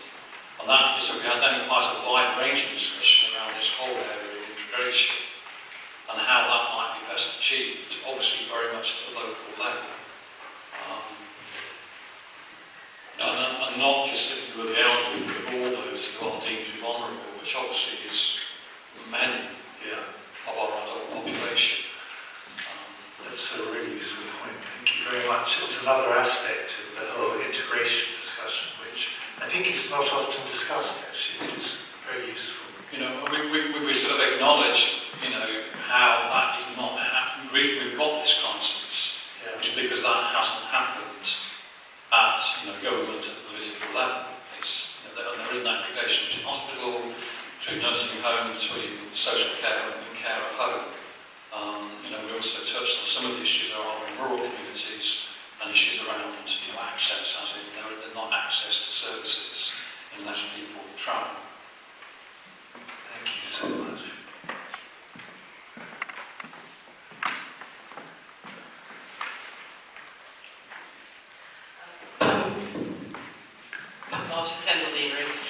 Just a couple of personal comments because of personal experience I've had recently from the perspective of the carer and also from the perspective of people who need care.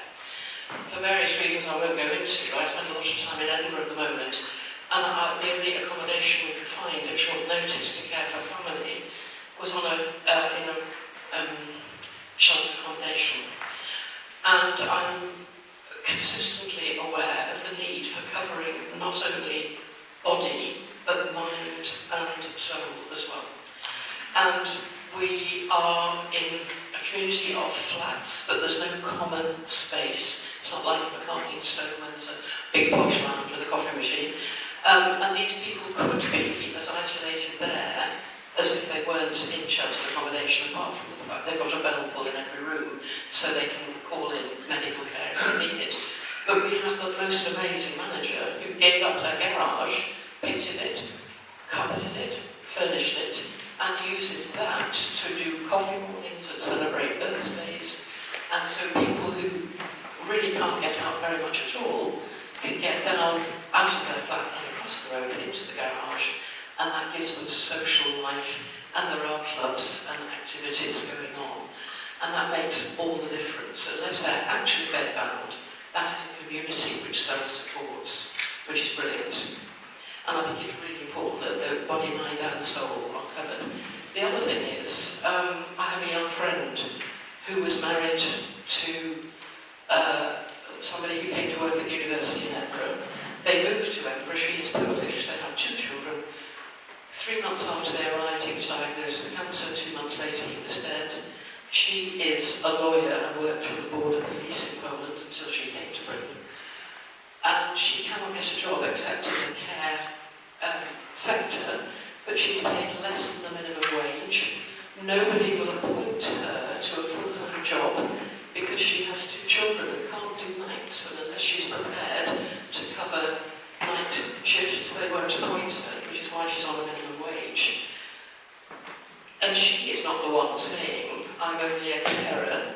Other people are saying to her, how can you as a lawyer just be a carer? And we need to raise the profile and the importance of the job of the carer. That's really helpful. It's interestingly something which comes up a great deal in the discussions, valuing those who are care workers, who do such valuable work and are on a totally different kind of level of status and value from NHS workers, for instance. Yeah, thank you very much, man.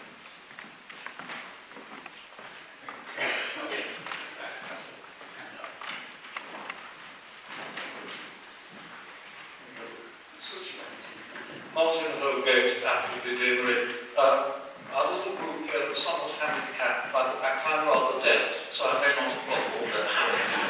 May I suggest that many people may get frustrated because we won't have time to deliver. I hope we can be encouraged to write in any ideas. 3 questions. The first, what we understand by care. I think we said in our group, care is a universal need.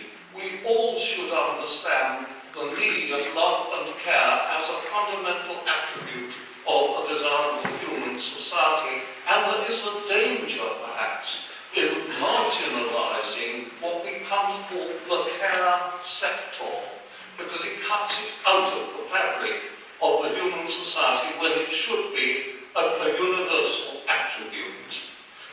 Of course, we do need to recognise special aspects requiring special investment, but if we see it in its wider social context, maybe we will also make sure that it is not financially marginalised as much as it is. On the role of the Church, and we did recognise that in medieval times, the Church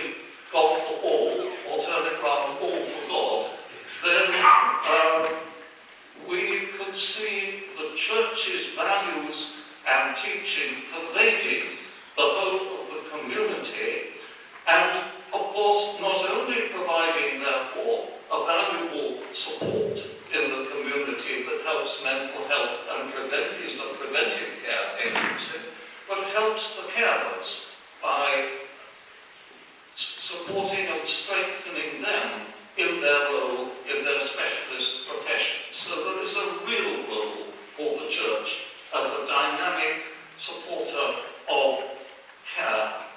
The third question, I'm sorry I'm talking too long. I was once nicknamed Dr. Hopeful. What does care look like? I suggest we should hope that it will be reimagined as a universal attribute and activity that pervades and maybe for which everyone is educated toward. Shouldn't be perhaps in the schools, in teaching children, just as we try and teach them a bit about their own bodily health, about the world they live in, about the need for a healthy environment, the need for love toward others and care for others should surely be an educational theme. And we should recognise that life-stimulating opportunities that inspire and enrich individuals, whether in the arts, whether in the outdoor world, whether in the Duke of Edinburgh scheme, these are all aspects, actually, of the preventive medicine and protective care system. And that more and more the sector would be seen, therefore, again, as a universal social activity. There is nobody in this room who has not depended on others for their care at some stage in their lives, and most of us are going to need that love and care and support from others at a later stage in our lives. Try to get it as a part of the total fabric of society, and then it might not be in danger of being financially marginalised and treated as something only for the specialists. Thank you very, very much.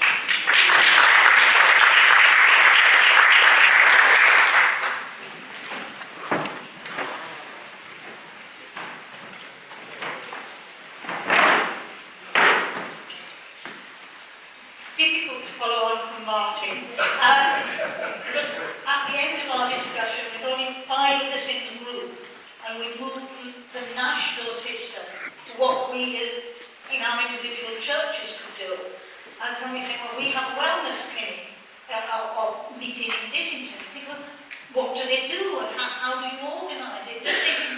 In our deaneries at the Synod or at Synod here on some future occasion, just having details of presentations, remember some very fine little films just talking to people. Well, we decided to do this and this is what it looks like. So it gives us things that we can actually do at the local level to fill some of these appalling gaps. And that mutual support, what does it look like in the Sedbergh area as opposed to the more urban west, and what bright ideas that other people have facing the same sort of problems. Yeah, that's really helpful, the sort of sharing of good practice, and particularly things, as you were saying, like the healthy healing hubs and renew wellbeing cafes and so on that are springing up around the diocese. It's very exciting. I think perhaps we might have an item on a future agenda with Alison Fleetwood and others talking about some of that stuff that's happening. It's very helpful, thank you. And maybe there's a real role for mission communities there. Absolutely.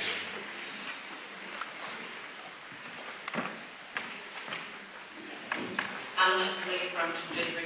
One thing that we haven't touched on is being such a rural community. When people have to get care, they have to leave their community. So many of our older folk or vulnerable people have ended up moving into the city because we have no local care and we have no transport.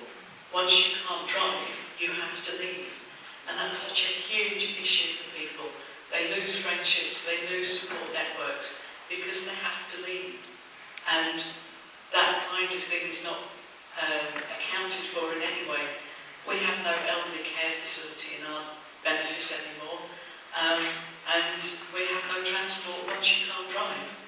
That's it, you have to leave. And leaving breaks so many of a person's connections, both with the area and with people, that has a detrimental effect on them again. Very helpful point, thank you. The whole issue of rural areas, and what's going on in rural areas, and the lack of provision, which all relates to housing and transport and all these other things as well, is crucial. Thank you very much. Yes, I jotted that down. Well, perhaps this might be there. Oh, we've got Jim. Okay. Last one.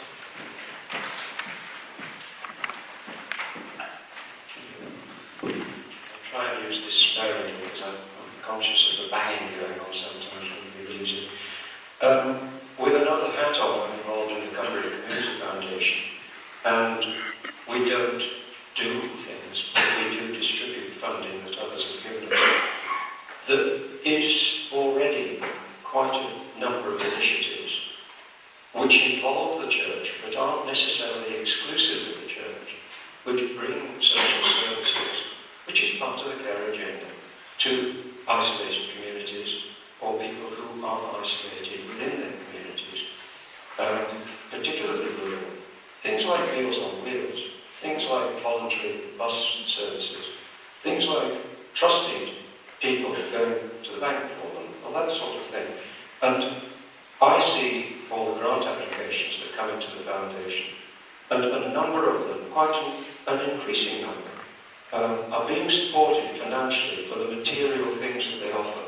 Not for people's time, because most of the people are volunteers, but for the food and the goods and the resources that are needed in order for these organisations to voluntarily function. And a number of them are deeply involved in church initiatives, but not exclusively so. So there's a model out there that can be followed already. And,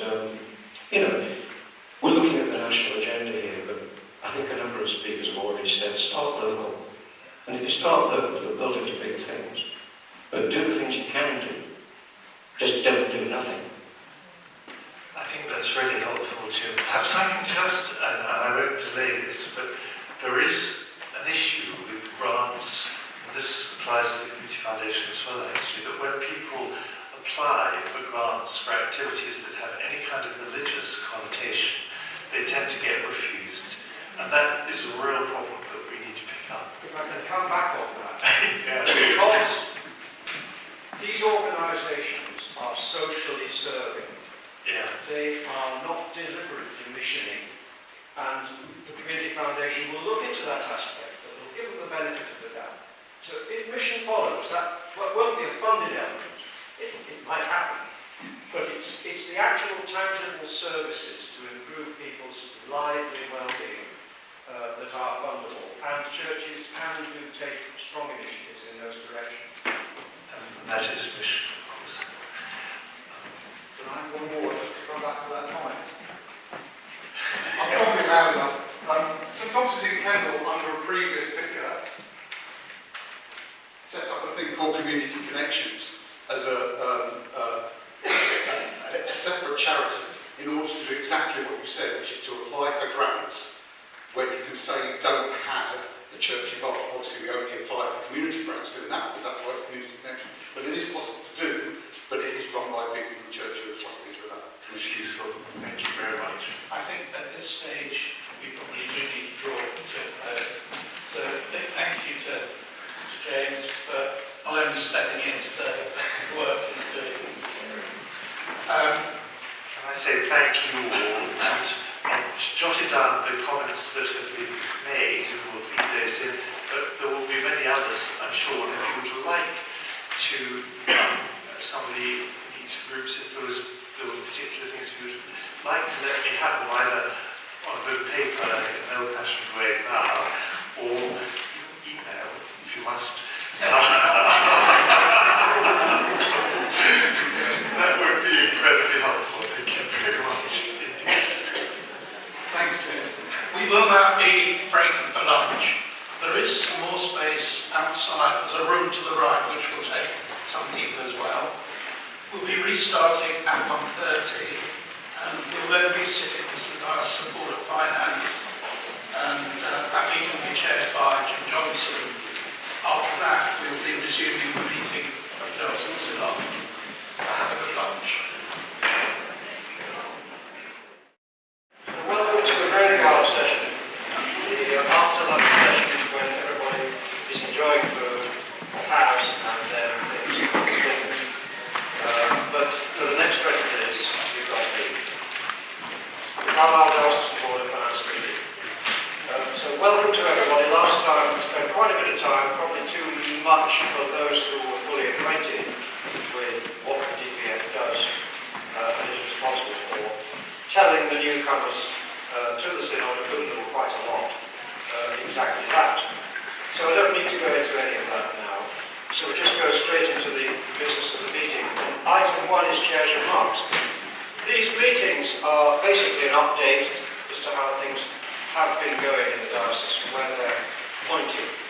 So last time we approved a budget for 2022, which we're now in, which was roughly with some stress in there, but break even, and that is our strategy.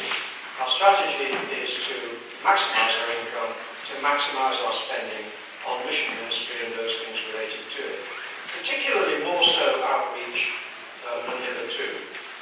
And so in 2021 we had a similar objective of breaking even. And I have to tell you that the way things are at the moment, that is exactly what we've achieved.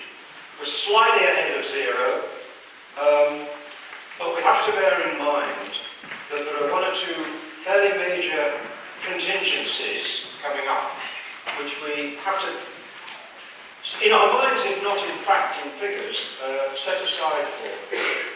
One of which, and Andrew Town was here, is we really don't know what cost, if any, achieving academisation of the remaining 90 plus of our 104 church schools will cost us. The government says they have to become academies. They're all primary schools. The government also says we can't go into independent academy status on our own. We have to form into groups. We have our Good Shepherd MAT, Multi-Academy Trust, in existence. It's got about 10 schools in it at the moment.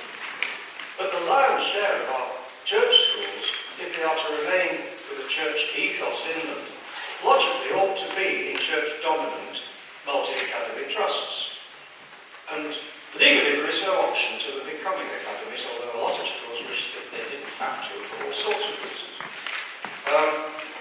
Now that would mean, logically also, that if the majority of those 90 plus schools are going to go into church-dominated academy trusts, we've got to form them. And it costs a bit of money to set up the structures to be able to do that. And we're not sure how much that's going to be, or when in fact it will be necessary, but that's a major issue in the back. Do we want to retain the influence through our church schools of a church presence and a church ethos, or are we just going to let them go? We know how difficult it is to engage the young anyway. Network Youth Church is doing its bit, but it helps enormously. A number of you are ministering in the audience today. You will know if you're on your school boards that it is important that you have a presence there because you have a role to play and an influence to make. So that's one thing. And the second thing is because we agreed at recent synods that Bible Hall was an essential outreach facility, soft touch if you like, but essentially outreach, that we would support it and we would continue to, if it needed it, to fund its future development judiciously, but if we were to be in business and stay in business, it would constantly need to be upgraded and people's expectations and places to park the car without hotels all over the place. Those sorts of things are important. We wouldn't have to spend money if they weren't generating through their own surpluses. They're treading water at the moment financially, but they're not making a big pile of money. And so there may well be need for capital investment in that. And then, of course, we've got the Church's Commission commitment to carbon neutral in 2030. Now, we've discussed this at Bishops' Council and in other forums, and there's a group set up to study in more depth this and do a revision of our building strategy too.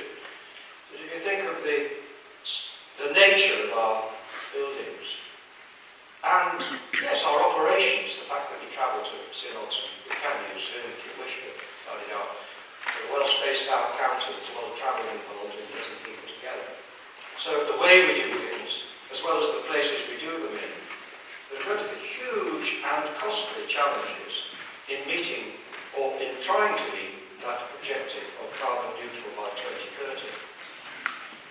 The diocese has actually recently done a sample of what it might cost to update parsonages, taking 5 parsonages as a sample. And I'm not revealing any secrets, but we are told that in order to make them as good as they can be in modern standards, 100,000 per house. Now, given that we've got well over 100 houses, you know, that's a very, very big ask.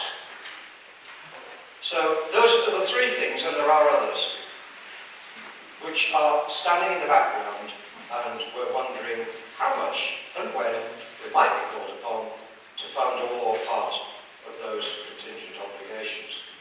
Set that alongside the fact that, and this is a fact, you know, there's no blame attached, it's just reality, financial reality. We can only spend what we get.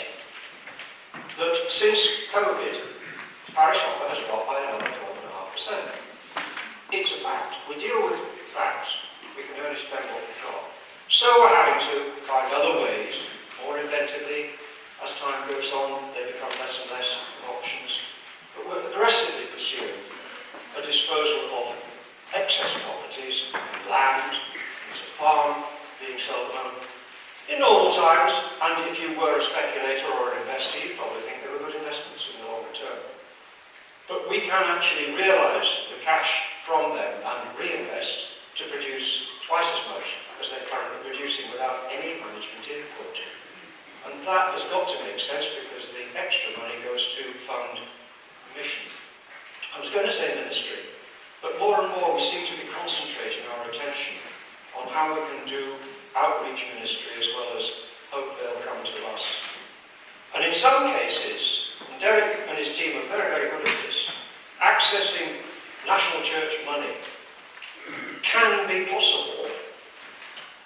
We are not getting subsidised because we're losing money, which a lot of dioceses are, and you might question why that's a good idea, just to sustain the unsustainable.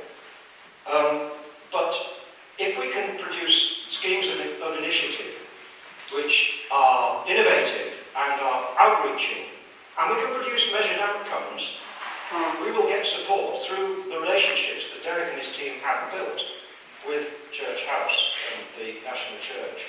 We'll get funding for those special initiatives. What we won't get funding for is sustaining traditional ministry, because that, we have to say, is primarily the responsibility of the diocese through the parishes and mission communities, and that's rightly so. So those are my chairman's remarks. That's setting the scene as to where we currently are. We are managing to break even. Thank everybody for the contributions they make towards that happening. It's really good. There are very few dioceses in the country that can say that. But in business terms, we're in the business sustaining business. And we don't see an alternative to managing to maximise our income in order to maximise our expenditure, but not go too far in one direction or the other. That's where we're at. And at that point, if anybody's got any questions about where, as a diocese financially, we are focused, this is your chance. We've got a couple. Charles Hope's hand is up at that. Hello there, Charles Hope, Durwood Deanery. Can I ask 2 questions to you, first of all? One is, you started by talking about academisation, and I know that you're Board of Finance rather than Board of Education, but you raised it, so I'm asking the question.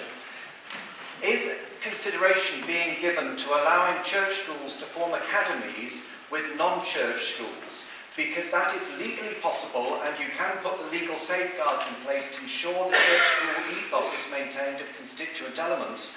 Because I've seen academies, maths work in both directions, where the majority is both church school and where the majority is non-church school. There can be safeguards in place so that the church school's ethos is maintained even in a non-church school mat. So is the Board of Education, with the support of Board of Finance, giving active consideration to multi-membership or to diverse models of maths, rather than just insisting on church school maths solely models. Thank you. I'll take both questions together if I may. Second question, thank you. Second question is to do with, you made the distinction between mission and not sustaining traditional ministry, and that the board have made that distinction. Can I question the validity of that distinction in light of our conversations about social care? Because the bulk of parish ministry is pastoral care, and yes, Bishop James may say that's just mission. But on the other hand, that would be dismissed by funders as being pastoral care and not mission outreach, because as somebody is dementing and about to go into a care home, they're not going to become a bum on the seat. So they're not going to become part of our measurable outcome measures, particularly as they're probably moving to glory in the near future. So actually, in terms of both what we've discussed previously about that and also going forward, is that distinction between mission and traditional ministry actually sustainable and giving life to the church? Because actually a healthy traditional model of ministry with a healthy parish system is as an integral part of mission as anything else is. Thank you, Charles. Two separate questions. I have two separate questions and two separate answers from two separate people. The DBE, because I'm speaking about academization of schools, the funding of the DBE is the responsibility of the DBF, because the DBE is not a separately constituted entity. It is part of the DBF's responsibility, and therefore, as treasurer, effectively, I'm mentioning that. The second question about the co-relationship between the types of ministry and social care would not touch the DBF in terms of strategy, because we deploy according to the strategic priorities dictated through the Bishops' Council and Diocesan Synod. So for the first question, we're very lucky because we've got the chairman of the DBE in the House, Andrew Towner, and if he'd like to offer a comment in response to Charles's question, that would be good. And the second question relates to the deployment of mission and ministry and its in its elementary form, and I would like Bishop James to respond to that. And if we could just take them quite briefly, because we only have 20 minutes for our slot. Thank you. Andrew?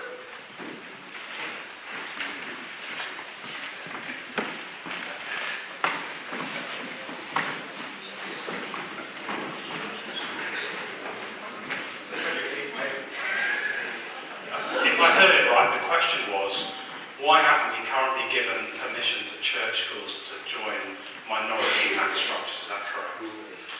The reason is very simple, which is that we believe that the kingdom is a place of blessing for all, and we don't want to do anything that dilutes the Christian distinctiveness of any of our schools. So we are looking very carefully at how we can preserve the Christian distinctiveness and the Christian ethos of our schools. But there's a difference, for example, between VA and VC schools in terms of the number of foundation governors and the number, therefore, of direct influence in terms of ethos and strategic direction. And our view all the way through has been we want to preserve that where we have it, because it's a wonderful gift. There are some ongoing conversations about precisely what that's going to look like in different geographical areas, and Synod will get a lot more information on that and a chance to engage with it in the next Synod. So that's part of a conversation that is planned for a good chunk of time in June. But that's the brief answer. And James is nodding, which is encouraging. Thank you very much, Andrew. I guess, Charles, your second question might have had a financial link, because I was talking about trying to get funded projects from external sources. And if that's an aspect of your question, then I would have thought if we could put some imaginative community reach programs together, as with the other outreach initiatives we're taking, that may well be a candidate for external funding, as long as we stay away from the politics of it, which probably would block everything. But after Bishop James. Thank you very briefly, very grateful for the question. I think there's a danger of our getting bogged down in semantics here, because you're so right to suggest that what we might term traditional ministry is absolutely fundamentally a part of the mission of the church. It's basic to it. And I couldn't agree more. I'll be saying more about that in a moment or two. I think the distinction that was being drawn, I hope I'm right, Jim, was between ministry of word and sacrament and the kind of outreach that Jim was referring to, particularly evangelism, that has been an important aspect of what we're doing as ecumenical mission communities, especially over the last 5 years with God for All. And of course, some of that is done by the clergy, but there are other aspects of it, and things like being in a Keith Church and so on are an aspect of that sort of outreach. And I think we're not taking money away from time-honoured ministry, clergy, parishes, bodies of the beat, as it were, in order to fund that, but we are making sure that both are properly funded insofar as we're able. Thank you very much, Richard. Are there any other burning questions? Not that a question burns. Then in that case, can I move on to the agenda item 2? You're asked to approve, and I will sign if you do, the minutes of the last meeting that took place in Synod. Now, those with an eagle eye may have noticed in paragraph 4 on page 2 an omission of an essential word, a short word. In paragraph 2 it says, assumptions on the income side continue on the basis that we will continue to dispose of houses that are needed for clergy occupation. Shock, fear and trembling among the common brethren of the house. The word not would have been interposed between are and needed. And with that amendment, can I ask for your approval of those minutes? Thank you very much. Anybody against? Thankfully, and I will sign them. And then the second, set of minutes, the item 3 on the agenda, which concludes the meeting, is we ask you to receive the minutes of our Finance Committee. That's the Board of Trustees and the Senior Management Team in meeting out with the Synod. And there's a question at the back. James, I think. I'm not sure it's there, but I think it's James. You're right, James, but not Jim as we know. Okay. Can I declare an interest first of all and say that I live in a parsonage house? And can I ask, in relation to the September minutes of the Finance Committee and the suggestion of increasing capacity on the property department, what, if anything, has been done about that? The backdrop to this question is our quinquennial inspection took place in November 2017, and we agreed with Neil Andrews' report in March 2018, and the first work began in December 2019 and got partway through, and then since then, quite understandably, nothing at all has happened. So our next quinquennial inspection would normally have been due this coming November, but the work of the quinquennium is less than half completed, I would say. And we're living with a bathroom which is partly undecorated and with an unsatisfactory replacement bath, and a number of the other quinquennial works dating back from November 2017 still not done. So there's a practical concern about wanting to see that capacity functioning as it should. I had very good conversations with Isabel Ford in Church House, who is very helpful, but no actual action has yet taken place, and I'm not hearing about any progress either. Thank you very much. And I'm sure there are others in the room from the clergy who may be able to have similar comments, if not as strongly as James has just uttered. We have an issue in Church House in resourcing property skills. We have a properties manager who is extremely well qualified, and he is a man who deals a lot in detail, and that saves us as a diocese, particularly in property transactions, a lot of money. We have have tried to introduce further support over the years to deal with the nuts and bolts of the property portfolio. We thought we were getting there in 2019, and then in 2020, and getting caught up, COVID struck, and tried getting contractors during that period.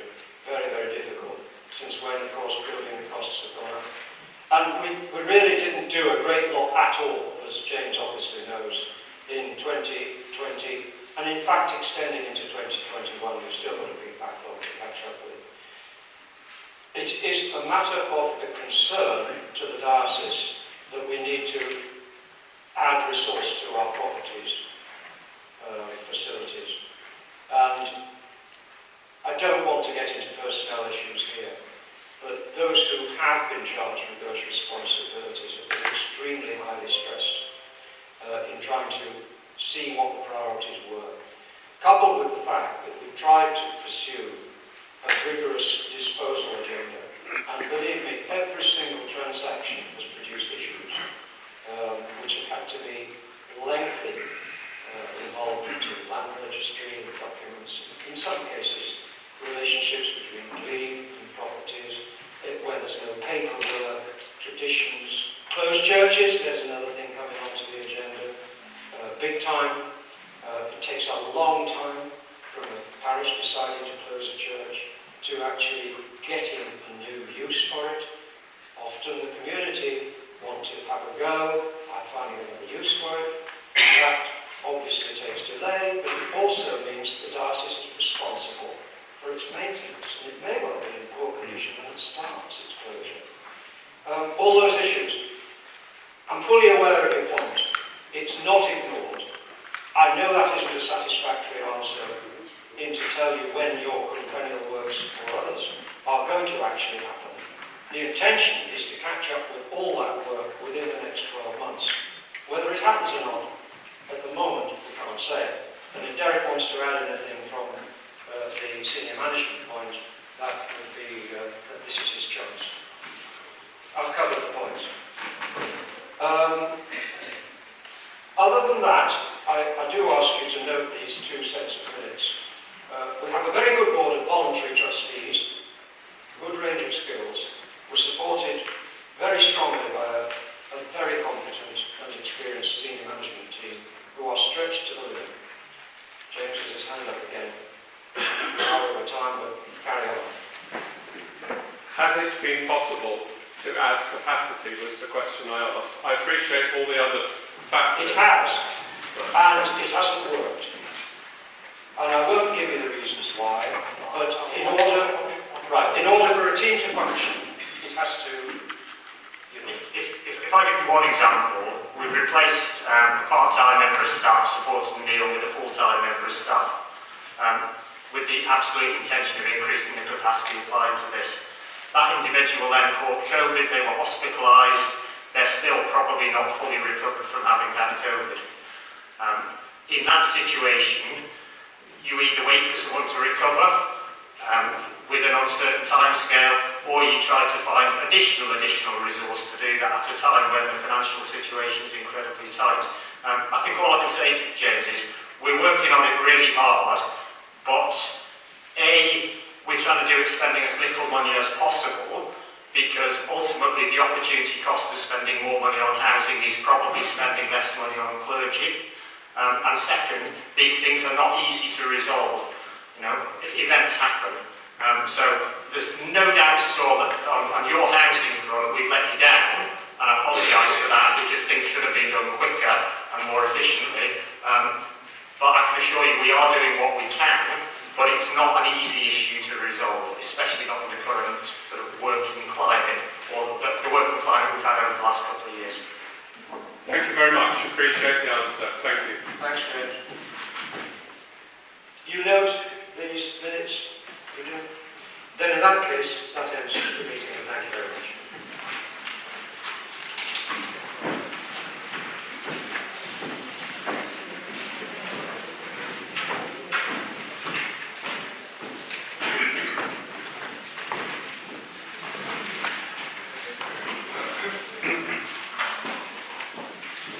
Back to Diocese Synod.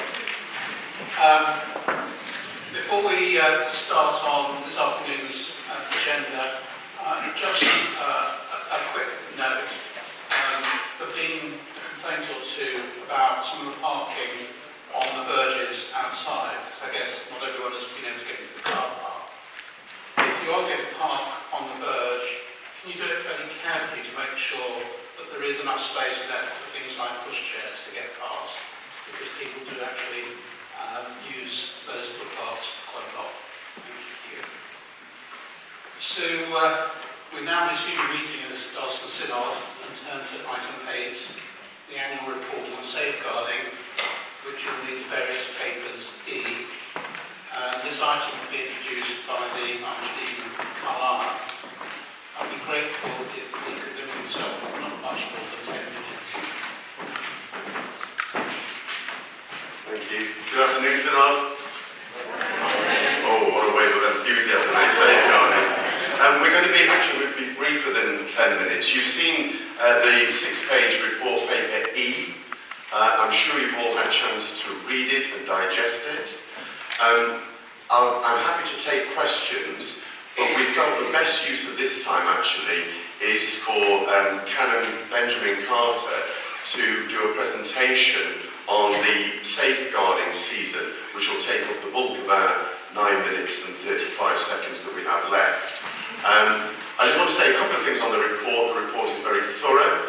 I want to totally commend our new DSA, or relatively new DSA, Joanne Lactrop, to you, who's been working, I think, with reduced resource in an exceptional way. She's getting herself around the deaneries, meeting a lot of people. She's delivering training as well, along with our self-employed trainer as well.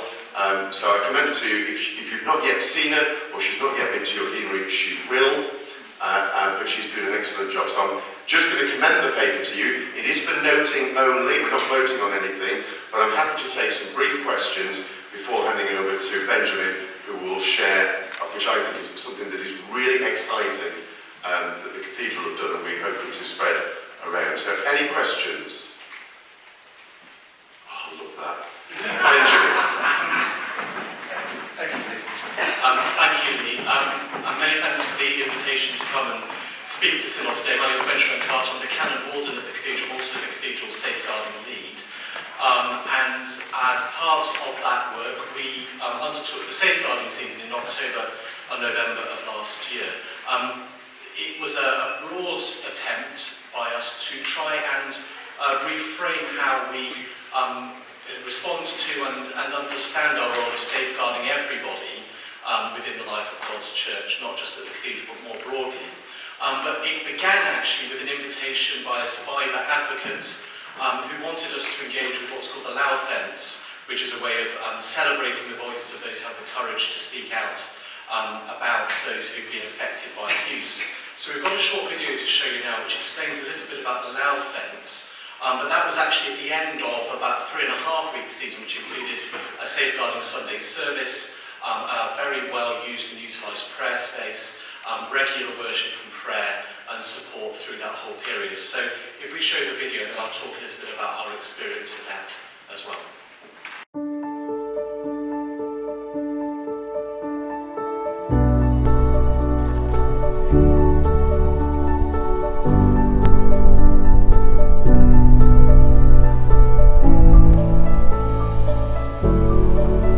Our great hope is that as people do tie ribbons to it, and as they read the texts and they think about what is here, there is that sense in which God's purposes are brought to mind, and His loving purpose is made real to us.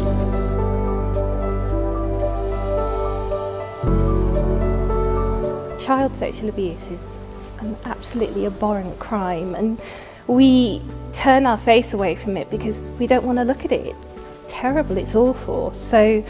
But that doesn't really help the people who've been affected by it. They need us to see them and hear them, and they need our compassion, not, to obligate them to be silent for our comfort. Over the last 3 weeks we've had a tree here, as you see, and it's been well used, but this outside loud fence will allow people passing through our grounds to engage with this same theme. How do we hear, how do we attend to the voice of those who have been affected by abuse in any setting? We know that in the church, but also beyond it, there have been such sad and tragic cases of abuse, and we've not listened well, we've not learnt well from some of these cases, and we need to do that. It feels really validating. I feel like I'm actually doing something to get the voices of those people who've been hurt and silenced out there. They're not locked in their box, they're free to just be themselves without having to put up this facade of normality for everyone else's benefit. So it's really freeing. Bless now this loud fence, and grant that as we use it, so we'll be attentive to the voice of all those affected by abuse, and listening to them may learn from what they have to say.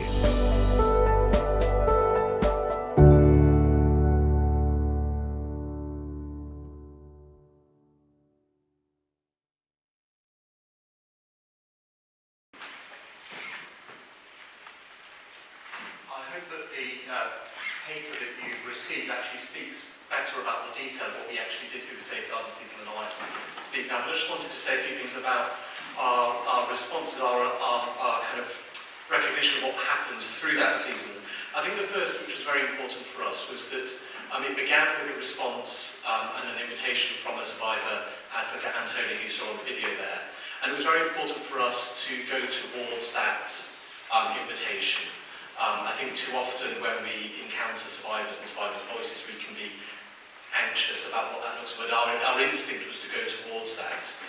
Without really understanding or knowing what that would, where that would take us to. That was hugely important, and reflecting on the PCR2 report and the wider desire of the Church to really reframe how we engage with all issues of safeguarding, how we respond to survivors and victim survivors of abuse is so hugely important. So we hope that the safeguarding season was one way, not the way, but a way of us moving towards those people and being alongside them in ways that we tragically haven't been in the past. I think the other reflections about the response that we received, I think it's fair to say that it wasn't universally positive. We did get some negative responses, and we understood that that would be the case. They were, though, in the minority, and there are some voices for whom the failure of the Church has been so egregious that there is nothing that we can do on this side of glory to assuage that failure. But we were hugely heartened by the warmth with which this was received, both by survivor advocates as we engaged with them, but also more broadly by partner agencies, adult social care, the police, the National Health Service, that actually by creating this space to reflect on this issue, we were doing something for the wider world around us. And I think, again, that's something that cathedrals, but actually parish churches are able to do, create that space where the church and the world can meet in that way. I think the other one was just quite how strong the sort of instinctive response was. You saw the prayer tree there. It's $14.99 from Hobbycraft if you want to buy one. And when I set up that prayer corner, it was on a Saturday afternoon. The cathedral was beginning to quieten down after a sort of normal Saturday of visitors and worship. And I put the prayer tree up and I put the baskets of the ribbons out, and I turned away to get on with something else. And by the time I turned back, without even noticing, 4 ribbons had appeared on the tree. And we kept on having to replenish the ribbons again and again and again. So clearly people want to respond, and this was a way of that response being heard in that way. And the loud fence therefore became an external expression of that response that we gathered internally.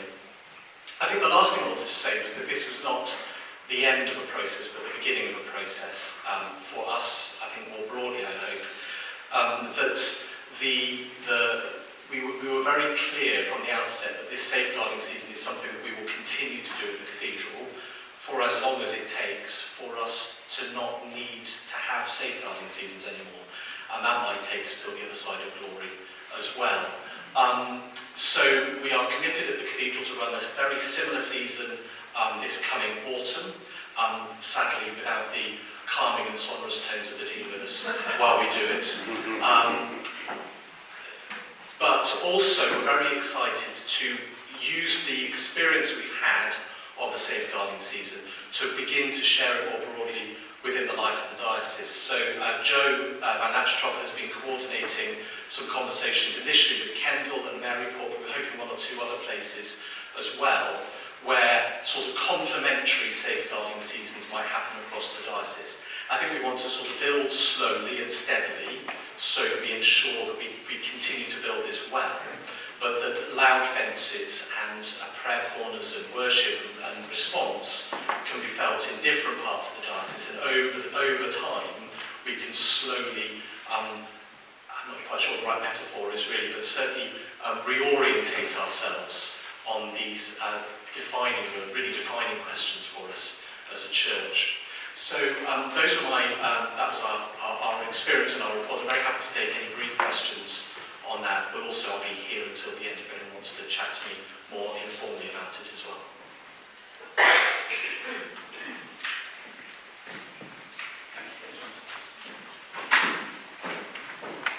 So we now come to item 9, the Board of Education scheme. There's been sort of a sense of reference to this already from Jim, who talked about the DB as part of the DBF. So for item 9, we'll need the 2 papers F. One is the draft scheme that we need to approve, and the other is the explanatory note. So Andrew Tower will introduce this item, and up to 10 minutes, but the rest of that will be really good. There'll be a little time for questions before Andrew then moves the motion for us to actually vote on. So over to you, Andrew. Thank you, Mr. Chair. I love the optimism of asking vicars to be concise and brief. Some tired laughter from the room. Just briefly, we agreed there's a lunchtime. Just briefly, there was a question asked before lunch about social care and how that's picked up in our schools. It's a wonderful question. And the Church of England Vision for Education is built around 4 key themes of wisdom, hope, community and dignity. And the theme of community gives many opportunities to explore care in all sorts of different directions, whether that's mutual care within a classroom or within a school community, whether that's creation care and responsibility on that level. But it also gives opportunities to explore care for people who aren't like you. Now, some of our schools use things like global neighbours to understand the wider world and people not like in that sense. But just to encourage Synod, the issue of care is one of the big themes that we are always emphasising in our schools: wisdom, hope, community and dignity. And I love that combination of community and dignity, because community is the importance of mutuality and living for the other, and dignity is the importance of the individual. And we'll all know that one has to balance both and give value to both. But there's just a little thought that I wasn't able to give before lunch, but I'll do it now. In terms of this item, you've seen paper F, just to highlight a couple of things on it. There are 3 choices that we had. This is something that had to be done. There's national work been going on with this for about 4.5 years, and we've been fully engaged, and there are 3 structures that we could have chosen. And we've chosen to go for a structure that preserves the existing relationships, which are really strong. If I was standing here today and saying, we want to go independent of the DBF, I hope that all your hands would be going up and saying, well, why? Because we've got a really excellent DBF and we've got really excellent relationships. So there's good relationships. There's also the scarcity of resource that we know about across Cumbria, which is you look at the expertise that is necessary financially and in other ways. And if you know where there are so many other people further to those who already serve on our DBF with all those skills and abilities, then please do send me an email with all their contact details. I'd love to know where they are. But many of us simply aren't aware of them. So we live with a scarcity of resources, and we live in a diocese where relationships are rich and strong and trust is high. And that's why we've looked at the structure that you have before you. And just to be clear on the background there, it's a proposal by the bishop with the consent of the existing Diocesan Board of Education. It's all been happening very relationally. There's been formal and informal conversations over a good long time. And then the final thing before I take questions is just to say that this that you have, this does not include your terms of reference. This is the formal legal structure that we need. But we've had a number of conversations in the last few years prepping for this where we said that's really important, but it's a terms of reference rather than a legal structure. So maybe there's some of the questions you have, the answer will be we've called that, but we've called it later on. And then just to clarify 2.1, because someone rightly pointed out that 2.1 is very clumsy. If you know what it means, it makes sense, but if you don't know what it means, it doesn't make sense. That doesn't help anybody. So let me clarify 2.1. The Diocesan Synod designates as the DBE for the diocese. There's a pause there. The Diocesan Synod designates as the DBE for the diocese the Board of Finance for the diocese, brackets, known as the Carlisle Diocesan Board of Finance, DBF. So we are designating the DBF as the DBE for the diocese. So I'm sorry that 2.1 came out clunky. We've now changed it in our updated version. So before I then propose the motions in front of you, I'm very happy to take questions. I see no questions. Oh, so do you see?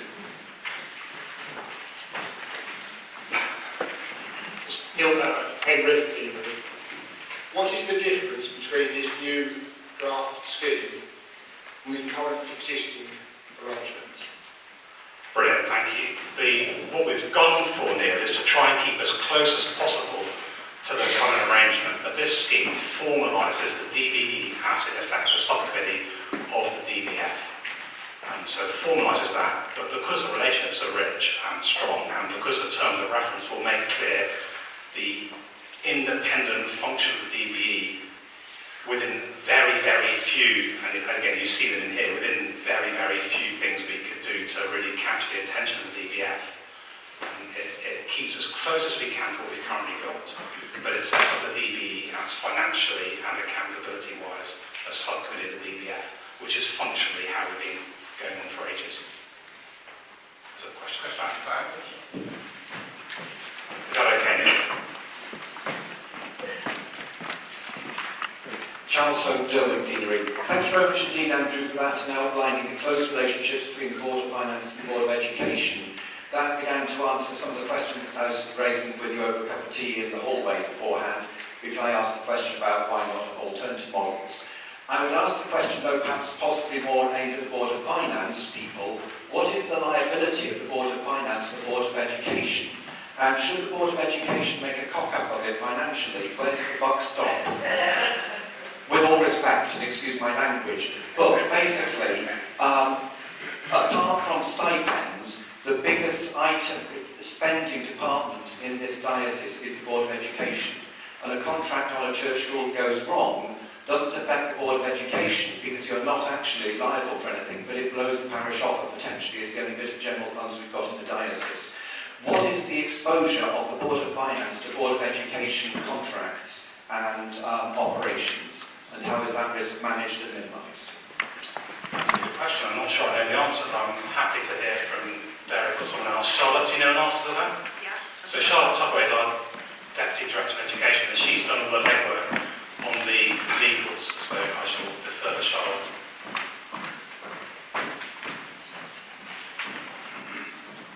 So when drafting the scheme, what we've done is we've made sure that it's very, very clear that we're not allowing anything that's currently managed by the DBF to transfer to the DBE under this scheme. So nothing that the DBF currently holds, the DBE do not have any funds, they are not responsible for any of our church estates, that's all done through the DBF. In the terms of reference, there was a consents section very clear that where the DB could potentially be holding themselves out as representing the DBF in any kind of negotiations with the local authority, with schools, with any kind of school-related property, that the consent of the DBF has to be sought and the DBF will be fully involved. So I think when you see the terms of reference, you'll feel very reassured on that point. Is that okay? More? Yes, but it would be great if somebody from Board of Finance would actually concur that that is the position, because actually you're Board of Education, and with all respect. I was on the Board of Finance for quite a while, but Jim, are you happy to stand up and say I concur? Well, and I'm going to ask Derek as our company secretary. He is the legal officer of the DBF, and I think he's the person well versed in these things.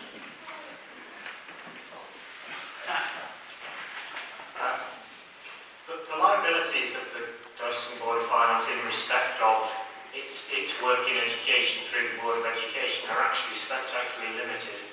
And they're really no different in nature from its liabilities in respect of any of the other work of the diocese. There are some liabilities obviously associated with school properties for which the Diocesan Board of Finance is trustee, but it's also the trustee of a whole load of other property. So I don't regard exposure to educational risks being actually any different to our exposure to a whole set of other risks, the majority of which, against which we are insured through our normal set of diocesan insurances. And the nature of our relationship with the DBE, while ever the DBE is a separately incorporated company, will be what they are, if you like. It would only be if the Board of Education... At the moment, we have a set of fairly limited liabilities which we'll retain under the new arrangements. We decided we weren't going to go for the DBE being separately incorporated because it just adds another layer of bureaucracy and cost without actually achieving anything in practical terms of a benefit, providing that relationships between the DBF and the DBE are good, which they are. So I think what I'm saying, Charles, is it's not an issue, I think is what I'm saying. And if it encourages Synod to know that both the DBF and the DBE keep very careful risk registers, so we are conscious of risk all the time and are carefully minimising it.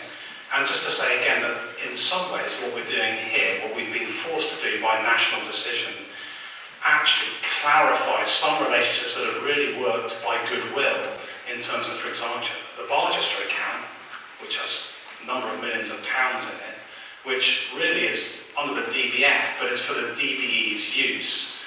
That we've navigated a little bit. This is now much clearer in terms of accountability and responsibility. So I think from an outsider's point of view, or an interested observer's point of view as a Synod member, you should be encouraged to some clarifying stuff that we've been getting through anyway. I know you've got more questions. No, I haven't. Just to say thank you very much indeed. Right, well, the resolution that we'll be putting to you in a second is set out on the notice paper, so you have copies of it. I won't bother to read it, because I'll ask Andrew to manage it. I would like to move agenda item 9, Board of Education Scheme Resolution for Synod. Would all those in favour please show? Would all those against please show? And do we have any abstentions? That's clearly carried. Name con. Thank you. Thank you very much, Synod. Thank you, Charlotte, for your work on it.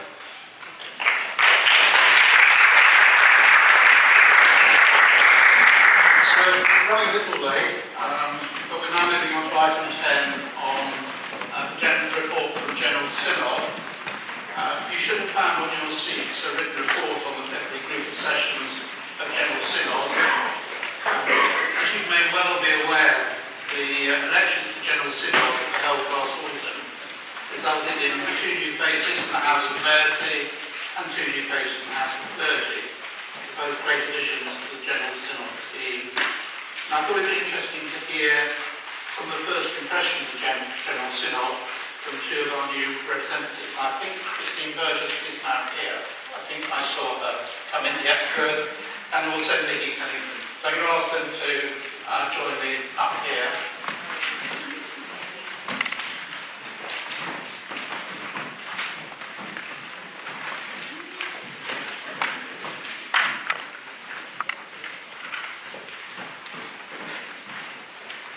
Take the first question to both of you. Are you glad you decided to stay at the Synod?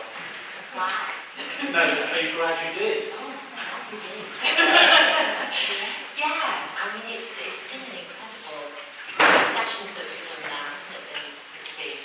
I don't think I anticipated it being so exciting. To actually be excited by faculty application.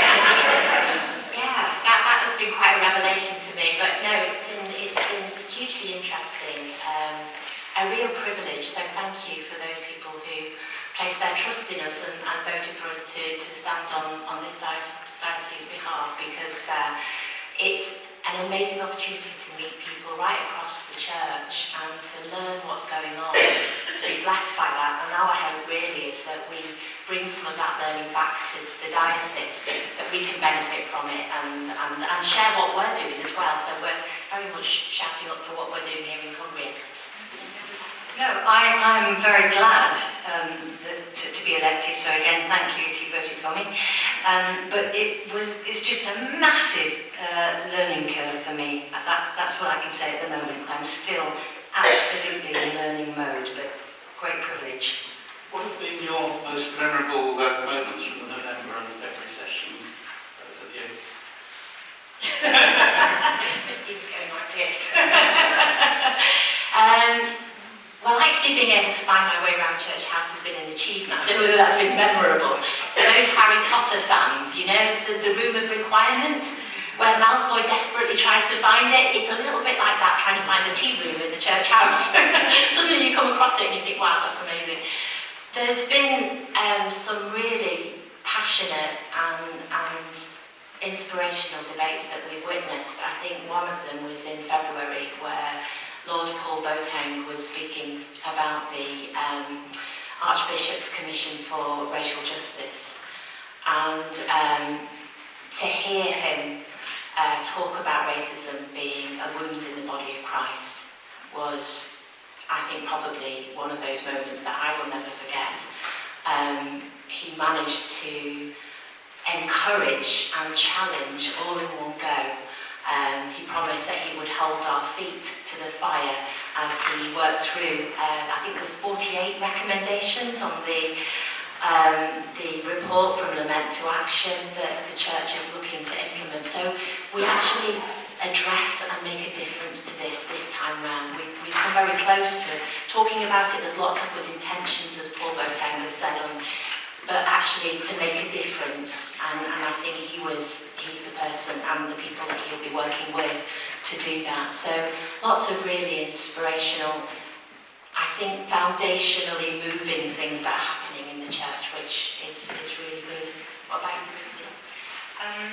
Yeah, well, as I got to the wrong new begin today, I thought, well, it did remind me of the circular nature of where we are, and that's quite difficult to negotiate. I did find, so you can imagine, you know, how difficult that is. But now I've got used to that. Yes, many amazing moments. I think sort of being aware of not feeling like a flea exactly, but you know, one's absolute smallness and insignificance, but also looking at some kind of unity there, which one does see from time to time, very encouraging. And actually, my mind's gone completely blank, sorry, but I'm going to leave it there, sorry. What surprised you both most about the Synod? How complicated it is. I mean, you might think that these processes are quite complicated. Nothing on General Synod. I mean, even to get up and speak seems like you have to run and jump through so many different hoops.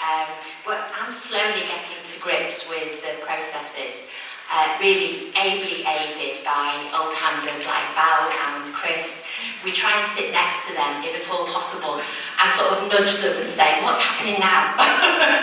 So actually just learning how it works and how you can raise your voice and allow it to be heard. I mean, Zoe amazingly did get picked this time round to speak, and she gave a really impassioned speech on God for All and the difference it was making in Barrow. So General Synod have heard from Cumbria.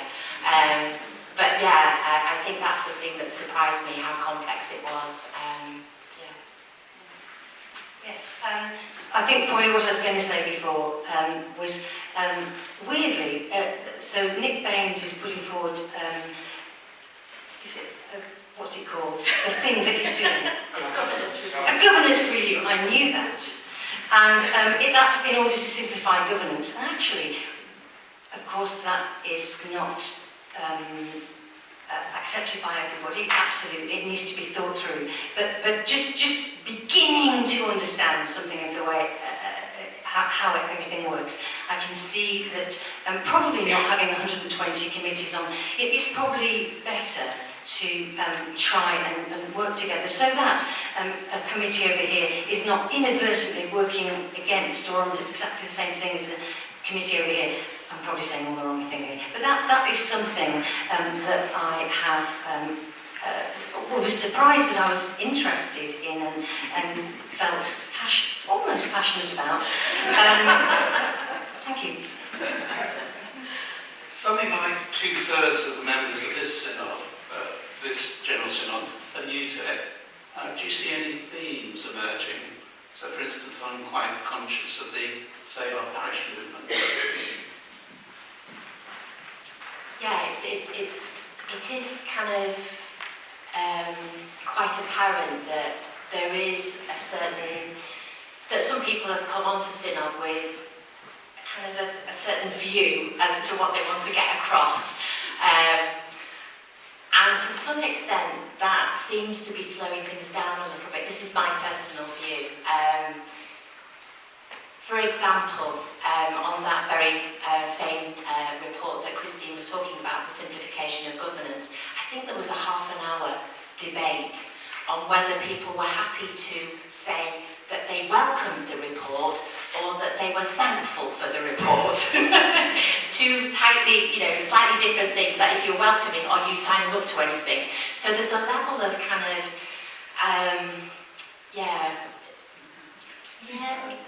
detail, but sort of like, people not quite trusting, not quite sure of the relationships and where the power lies and that kind of thing.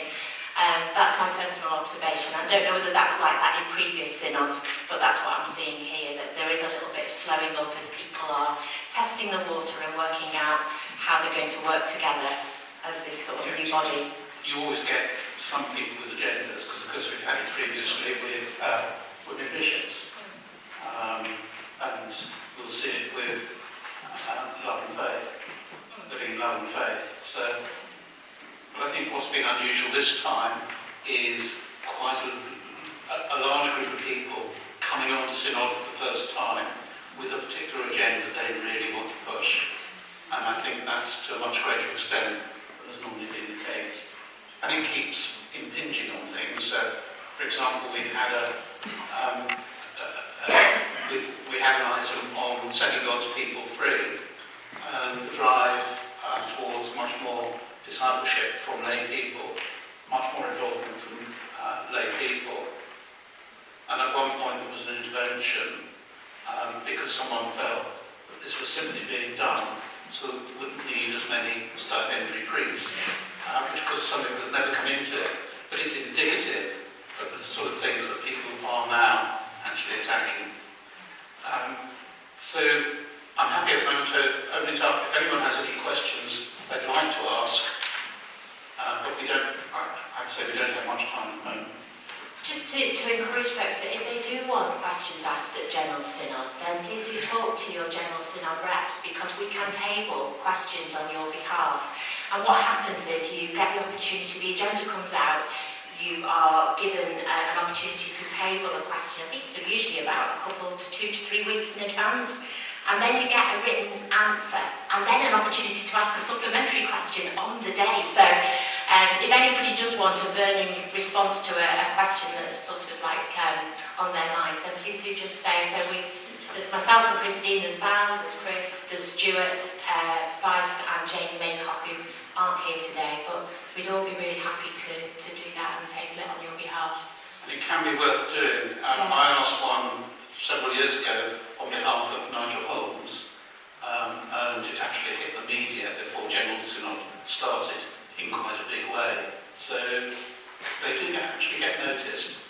I'm just wondering, Chris, on the hoof, whether it will be helpful to have the agenda of General Synod circulated to the Diocesan Synod so that you know what's coming up and you can perhaps think about into some of those situations that you might want to have questions about. Would that be something that is procedurally possible? Okay.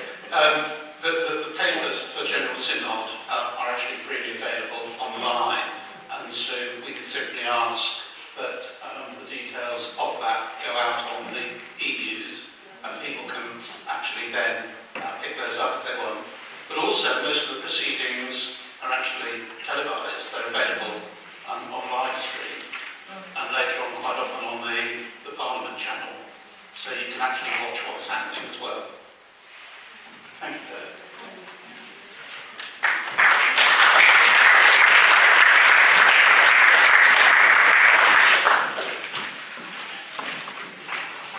Right, so we now move on again, and we've indicated that we're actually working Bishop James really quite hard today, because we're now moving on to the third item that he'll be the major contributor to, and that's God for All. So I will hand over to him. Thank you very much indeed, Chris, and thank you to Nicky and to Christine for that. That was really inspirational. I found myself getting quite enthusiastic about General Synod again, which was fantastic. Thank you. Now we're on to God for All, and God for All Vision Refresh. What we're going to do now is I'll do a briefish presentation, and then Dave is going to interview one or two people about some things that have been going on. We'll then have some buzz groups to discuss some of what we've heard, and come back after that to have a bit of a plenary and people to make any comments or ask any questions they might wish. And we've got about slightly under 3/4 of an hour, I think, to do this. So, God for All Vision Refresh.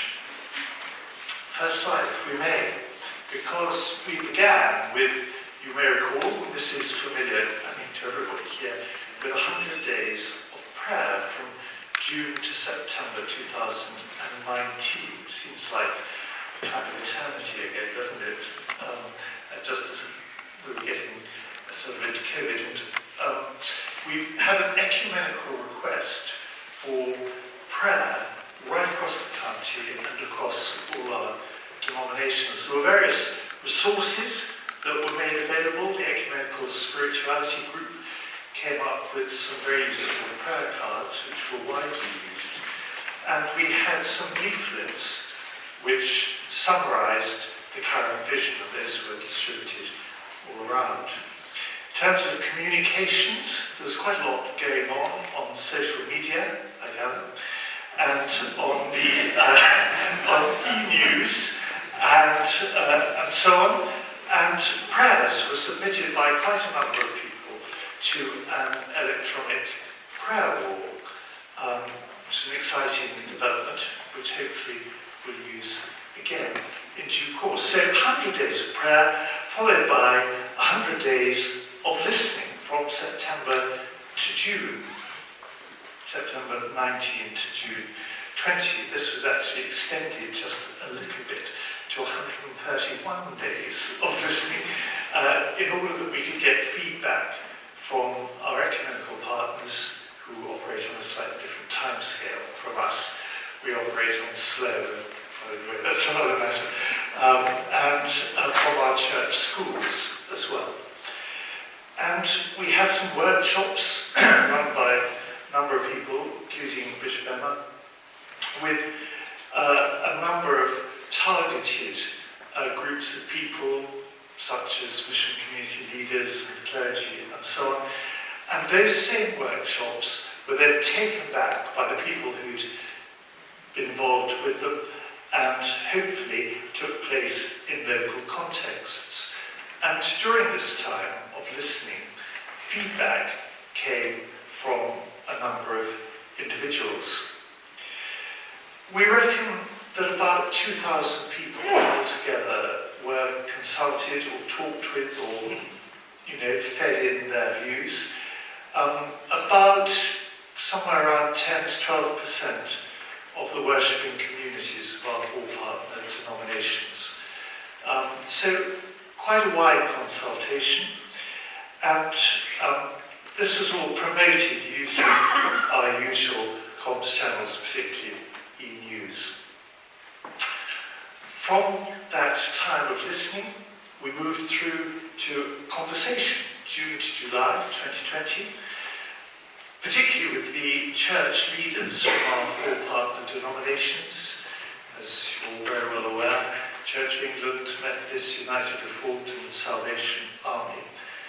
And they received and discussed the feedback that had come in from the prayer and listening exercises. There was a little support group of 6 people with a variety of skills and responsibilities in leadership across the county, who supported the county leaders and fed stuff into them. And a couple of so-called governance groups, that word governance seems to be cropping up a lot today, who collated and analysed a very considerable amount of feedback that was coming in. It was quite a big task, and made a presentation to the county leaders. And there was a sort of sense check with groups of leaders from the 4 denominations, not the county leaders, but others, just to make sure that what was being said and what was being done chimed with the kind of things they were picking up and what they thought was reasonable. And all of that led to a refreshed vision.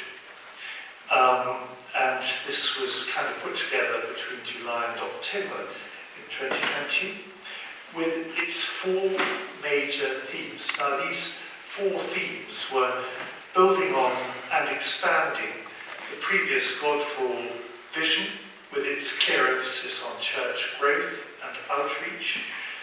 And all 4 of these themes now require a certain amount of fleshing out. All 4 of them need suggestions as to what pursuing them might involve, the kind of things that might be picked up. And with these 4 themes, there are going to be some that appeal to particular churches and groups of people at particular times. But all of them are really important. The first is follow daily. Well, that's all about discipleship. It takes us back to the Green Booklet, which many will remember, growing disciples, still regarded with great affection by many, and a challenge, I think, in that statement, follow daily, a challenge to take a fresh look at some of the things that are going on in our churches, like nurture courses, mentoring, teaching programs, and all the various ways in which we help people to deepen and to grow as followers of Jesus. That is basically what it's about. It covers every aspect of our lives. It's about being disciples.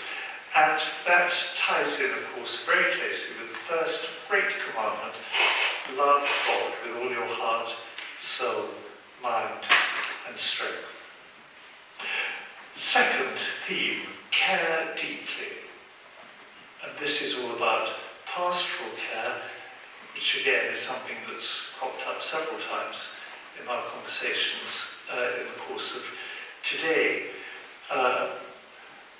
Care for one another and care for the communities that we serve. Really, really fundamental. The traditional strength of the Church of England and the foundation, I would argue, of the parochial system got a great boost, I think, during the pandemic. We realised how important it is that we're caring for one another, and all sorts of imaginative ways in which people did that caring, not least through telephone, through email, through cards, through all sorts of things, and provision of meals and goodness knows what during that time. I would want to argue that pastoral care, you can't get anything very much more important than that, and it is essential for any sort of growth. So it's a really, really fundamental theme as far as I'm concerned, and ties in, of course, with the second great commandment, to love your neighbour as yourself. It relates to our previous conversation about social care and, of course, to social action of every kind, from food banks to whatever else we may be doing to racial justice. Third theme, speak boldly, primarily about evangelism, and a continuation of the emphasis in the 2015-20 God for All vision. The need is obvious. It is a clear biblical imperative, and it is essential for the growth of the church. We're talking here about outreach. The growth of the church remains an aspiration. Over the last 150 years here in the West, we have seen decline. Decline is not inevitable. I've seen growth in many, many places, not least here in the diocese, and it is possible, even in our very secular society. And I think speaking boldly is something with which most of us still need quite a lot of help and encouragement. We're all very British about the way we want to share our faith. And so encouraging everyone in our congregations to be able to talk about who Jesus is, what he's been doing in their lives, how they've come to know him, and his love for them and for the person they're speaking with is just terribly basic. And finally, tread gently, which is all about the environment. Now, we're all aware of the threat to life and the whole future of the planet that is posed by climate change. This is the existential issue of our day. And as we've heard, and there's a question about it later, the Church of England is resolved to be carbon neutral by 2030. As Christians, we're called to be good stewards of everything that God gives us, including our time, what we think of as our time, our possessions, our bodies, and the environment in which we live. And this has to be part of our calling in the coming years. We have, together with every other diocese, I think now, signed up to be an eco-diocese. There are many churches that are now receiving their eco-church awards, and this is, again, something we're doing ecumenically. So all of these four, follow daily, care deeply, speak boldly, and tread gently, are part of our ecumenical vision. And you will have noticed that the adjectives there are a bit interchangeable, so you can do any of these things in any of those ways. Well, what about the strategy? Various things to highlight here in our strategy for implementing this vision. We're looking to the next 5 to 10 years, really, with this vision. It's a strategy for working with God, we hope and believe, to build and grow his kingdom here on earth. And it's a wide-ranging strategy, but the core aspects, I think, are these. First of all, a mixed ecology. Now, this is rather a hidden phrase in the Church of England. At the moment, it's used in the national vision that has been produced. For us, it means a combination of time-honoured, which is the phrase we now prefer to use rather than inherited, time-honoured and fresh expressions. a combination of traditional ministry, of word, sacrament and pastoral care, alongside pioneering. And this relates to one of Charles's questions earlier on. And context is all important. In this respect, there will be different emphases in different places. Local really, really matters. I think we're all aware of that. And it matters as much, if not more, in Cumbria as it does in other parts of the country. And in today's culture, it has to be both and, not either or. We are not talking about scrapping everything that's gone before and doing it all completely differently, nor are we talking about abandoning all these newfangled pioneering things and just going back to the prayer book everywhere. Because we need both. I'm not suggesting the prayer book everywhere necessarily, but some would like to see that. Yes. Thank you. And what we're really saying is it's really crucial that within our mission communities there should be an integration, a proper integration of the things that we've always been doing and doing often very well, and the new things that are springing up and are very exciting. 150 audited fresh expressions across the county, amazing. Other places are looking at Cumbria for fresh expressions, which I think is a first. It's not often that that's happened in the past. And that's exciting, but we want those to be integrated so that people are working with one another and not in silos. Second, ecumenical mission communities, which of course are now pretty well established across most of the county. One or two places were not fully underway as yet, but for the most part there are about 33, 34 of them. And we've done a careful appraisal of our mission communities and have come to the conclusion that they will remain the basic building blocks for growth in this county. It's interesting that quite a number of other dioceses are now beginning to pick up on the idea of mission communities. We were one of only two dioceses, and we're the only one, as far as I know, that does this ecumenically. In the early days, now there are about a dozen dioceses that are going down this track. And the whole of the Church of Scotland, I'm the liaison person between Church of England and Church of Scotland, is now wanting to adopt our ecumenical mission communities for the whole of Scotland. And it's quite exciting, and so we're in conversation with them. They're looking rather carefully at what's going on.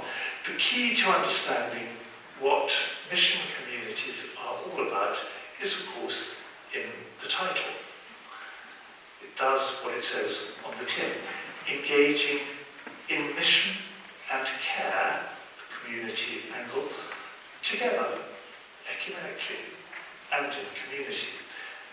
And this is not, as some suppose, the end of the parish system. In fact, it is exactly the opposite. It is the way, our way, of trying to preserve and grow as many of our local churches as we possibly can, given an extreme shortage of ministerial resource. We're trying to grow that resource, not least through self-supporting ministry and lay ministry, and we want as many stipendiary clergy, we've had this discussion earlier on, as we can. We have financial constraints, but there are about 600 churches, Christian churches in Cumbria altogether. 340 something of those are Anglican, the rest are from our partner denominations and the companion denominations. 600 churches. Some of those will inevitably in the next 10 years place because they're in absolutely the wrong place, or there are various other issues. But for the most part, local matters, and we want to preserve local ministry insofar as that is possible. So, part of our strategy is that every church, as you will be aware, should have its own ministry team, a leadership team, with clergy now having a role which involves more oversight. And that leads on to these three strategies for ministry, mission, and buildings. Those have been part of our Godfall process, really from the very beginning.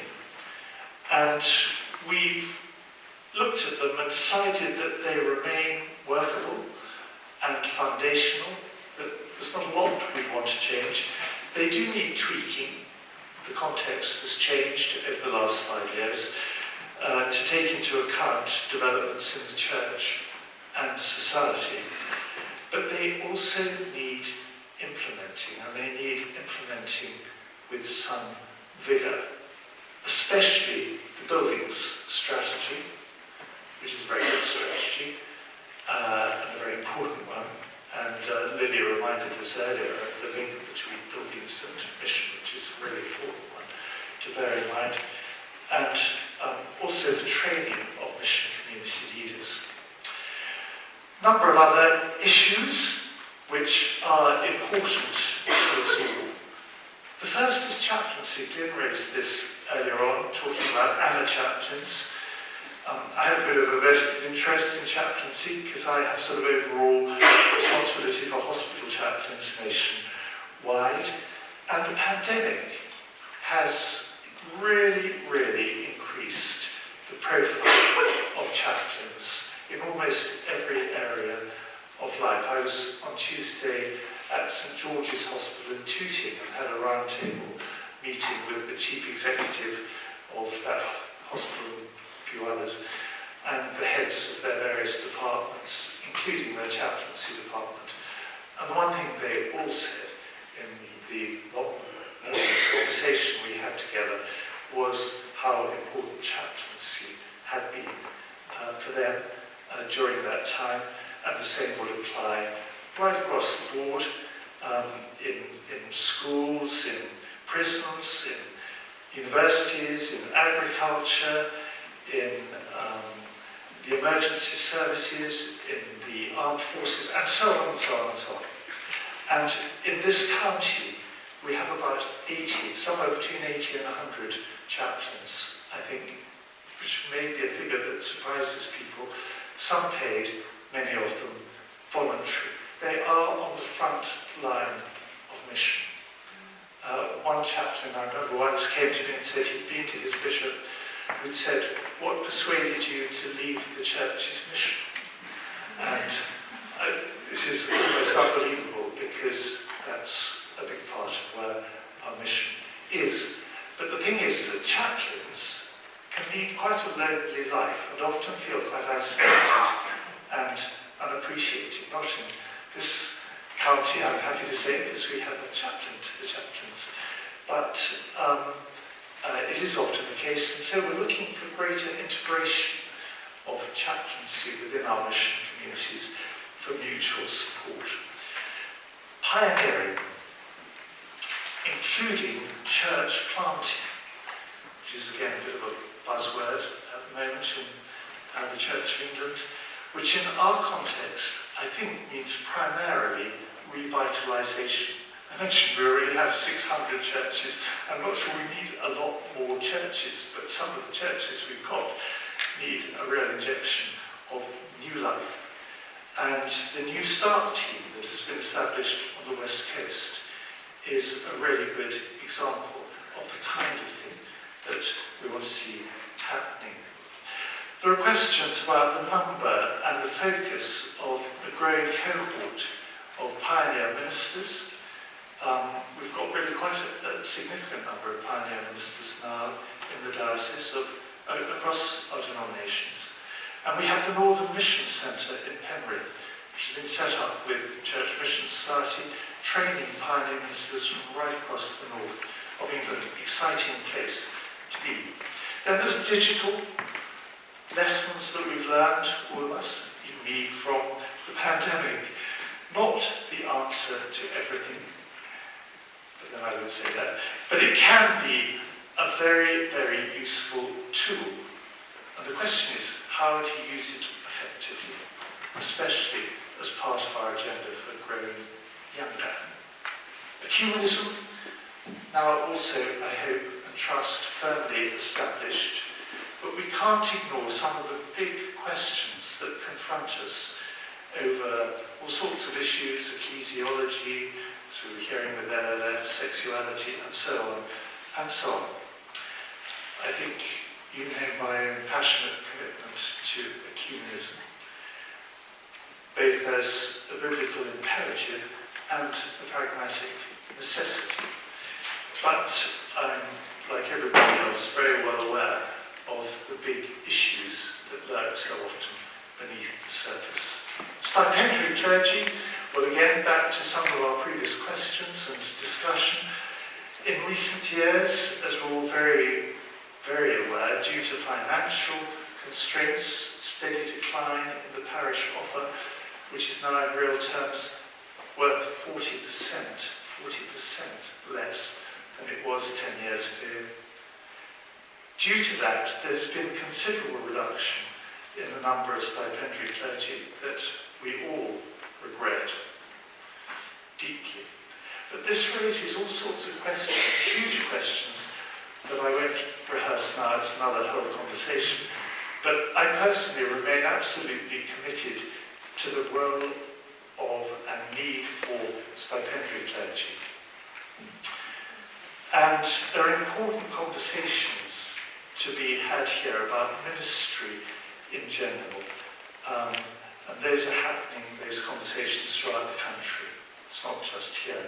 And finally, growing number.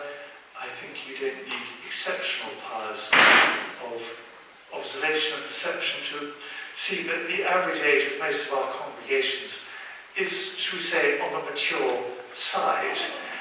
There are a number of people, to go back to the prayer book, of riper years. I count myself among them. This is not sustainable in the long term for rather obvious reasons. And we also know that the majority of people who become Christians do so before the age of 25. And there have been various noteworthy attempts to tackle this that have taken place in the county. Dino Network Youth Church, the intern scheme, a very younger officer who's here with us today. But there is much, much more still to do. I'll be coming round to mission communities and deaneries and so on in the not so distant future when we've fleshed out some of those vision themes a bit to promote all this and explain it to people generally. But that's all I'm going to say for the moment, and I'm going to hand over to Dave for some interviews.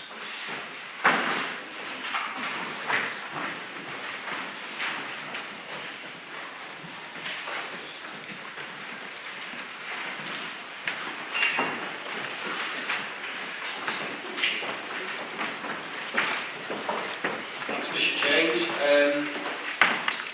As part of the presentation today, I just want to touch on a process that we've been through in recent months, which has been an envisaging process, which is the opportunity for people, around about 24, 25 people, to come and present to a group, and I was privileged to be part of that group, to talk about their what they feel their expression of church, mission community or faith will look like in the future.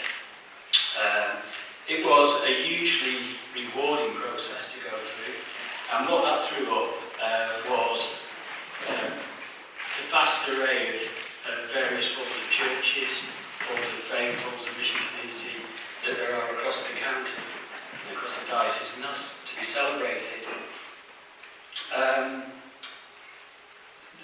Some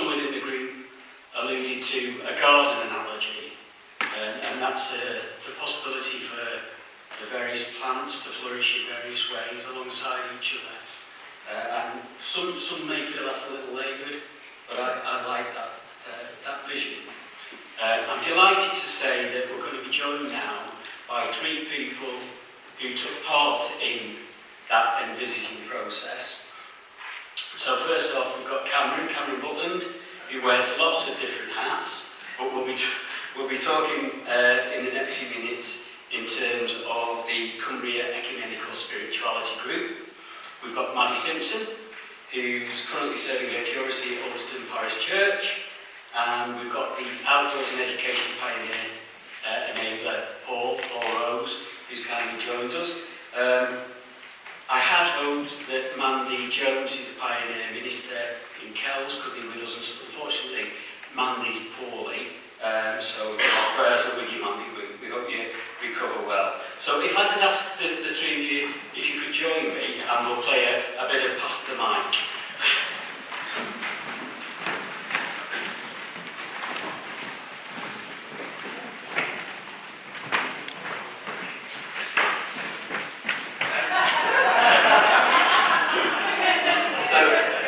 So Cameron, you're first, obviously. If I could just start by asking you, how did you find the envisaging process, and what specifically did you take away from it?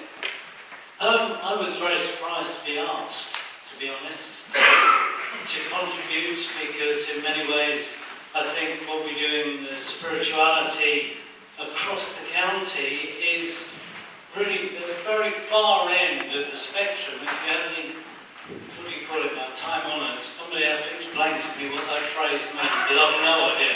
Inherited church at one end, Fresh Expressions, Network Youth Church in the middle, and then at the very far end are these communities of prayer, which have no real structure, but real vibrant life as movements of the Spirit, so really growing and developing across the world and in this county. So I was surprised, but was delighted. I found it fascinating.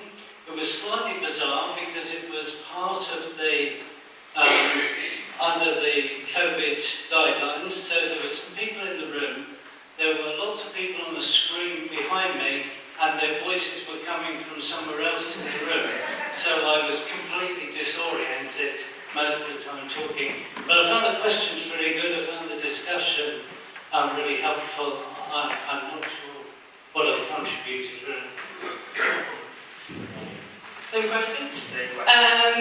Well, likewise, I was, surprised to be asked, but I thought, given that this is a random collection of people's opinions, I'd fit into that. And then I was really excited to be asked, so thank you for asking me, because it gave me an opportunity to pray and to ask God what His vision was for my patch, which had been brooding anyway, but it really gave me permission to pin that down and put it into writing and put it into speech, and I was excited to do that. So I found it really life-giving for me, actually, and I was infused.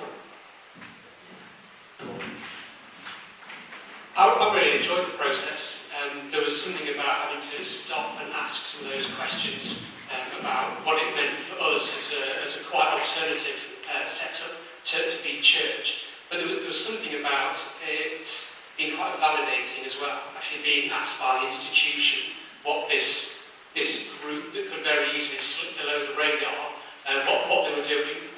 So yeah, definitely a validating process as part of that, and yeah, recognising that the stuff that we're very much experimenting with actually could be part of shaping how church continues to evolve across the whole spectrum over the next few years. Yeah, it was a lovely privilege. Great. Back to you, Cameron. So I remember being visibly struck when you presented, when you talked about the need for church to be a movement and not a club. How can the spirituality group help us grow in such a way? Well, it's not much wider than the spirituality group or even the network I coordinate across the county. it is bubbling up in lots of different places. We've had 4 retreats since last November, and I'm well aware that Stephen right at the back led a brilliant retreat for the county at the end of last November, which was so appreciated online. I did one in January, and there were people who came onto that retreat, but I recorded all the talks and I sent out all the material.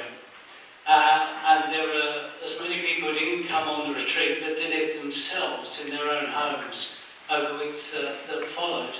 And one lady contacted me and she said, would you come? We're setting up a house of prayer in our village. So I went along and they handed me with a piece of paper. And the piece of paper said the first thing that was important was that they would have a weekly time of contemplative prayer at somebody's house, and they would take it in turns. And then the youngest person there, who was in the 6th form, said, but we've all got to take part. So if you can't come every week, you have to apologise to everybody else that you can't be there. And I was looking around this room, realising I was 20 years older than anybody else in this room, and I asked them lots of questions about how they come together. And they come together through lockdown, through cycling, just living in the same place and sharing an interest. And as they cycled during lockdown, they started to talk about deeper things. And they were talking about prayer in creation and nature. So all of this has bubbled up. This is why I say it's a movement, because nobody has tried to create it, but it's forming a life of its own, and it has no structure. And just to carry on, that movement you see grow through digital presence as well, haven't you, during the pandemic? Yeah, I mean, I was at Urswick last Saturday. I was invited to lead a quiet day on Celtic spirituality. This came about through one of our distinctive deacons running an online group, inviting people to meet for the first time in person. So a young woman in her 20s came up from Preston, asked me lots of difficult questions about Celtic spirituality. I wish I had Stephen there, he could have answered them all brilliantly for me. But there's real hunger and thirst. And to be willing to travel from Preston to Urswick, which is not the easiest journey, on a Saturday, and to be so enthusiastic, just shows the real hunger that there is. Right. Just moving on to Paul, briefly. But Paul, you're here representing pioneer ministry, and there will be some people who say that the loose form of pioneer ministry, it lacks structure. How would you argue against that? I guess inherently it maybe doesn't, and yet we've found with the particular mountain pilgrim group that I'm thinking of, that actually structure has emerged because we are human and we want some of those sort of security and boundaries and stuff in place that gives us a way of, I guess, engaging with the whole process of worshipping, of becoming disciples of Jesus. And so within our group, then we've now created a sort of small format, and it's just loosely held, but it's the kind of thing that we can also pass on to more people. And so it's if you were that way inclined, you could probably retitle a lot of the sort of categories that I put in it through a church lens. I happen to have called it Starting Well, and it's about preparing yourself. I'm not sure there's a precedent for that within a good church service. There's opportunity for awe and wonder. There's opportunity for deep talk, for the use of metaphors that are given to us by the natural setting and by engaging with Scripture. The structure does exist, but it's, I guess in our particular context, we didn't start with structure on. The structure emerged, and it's probably not a coincidence that it bears a resemblance to structures that have gone before, but actually it's owned by the group that created it, and it gives it hopefully an authenticity for that particular context. Right. And in terms of the interconnectedness that you have with others, so for instance, how would you reach out to the schools communities?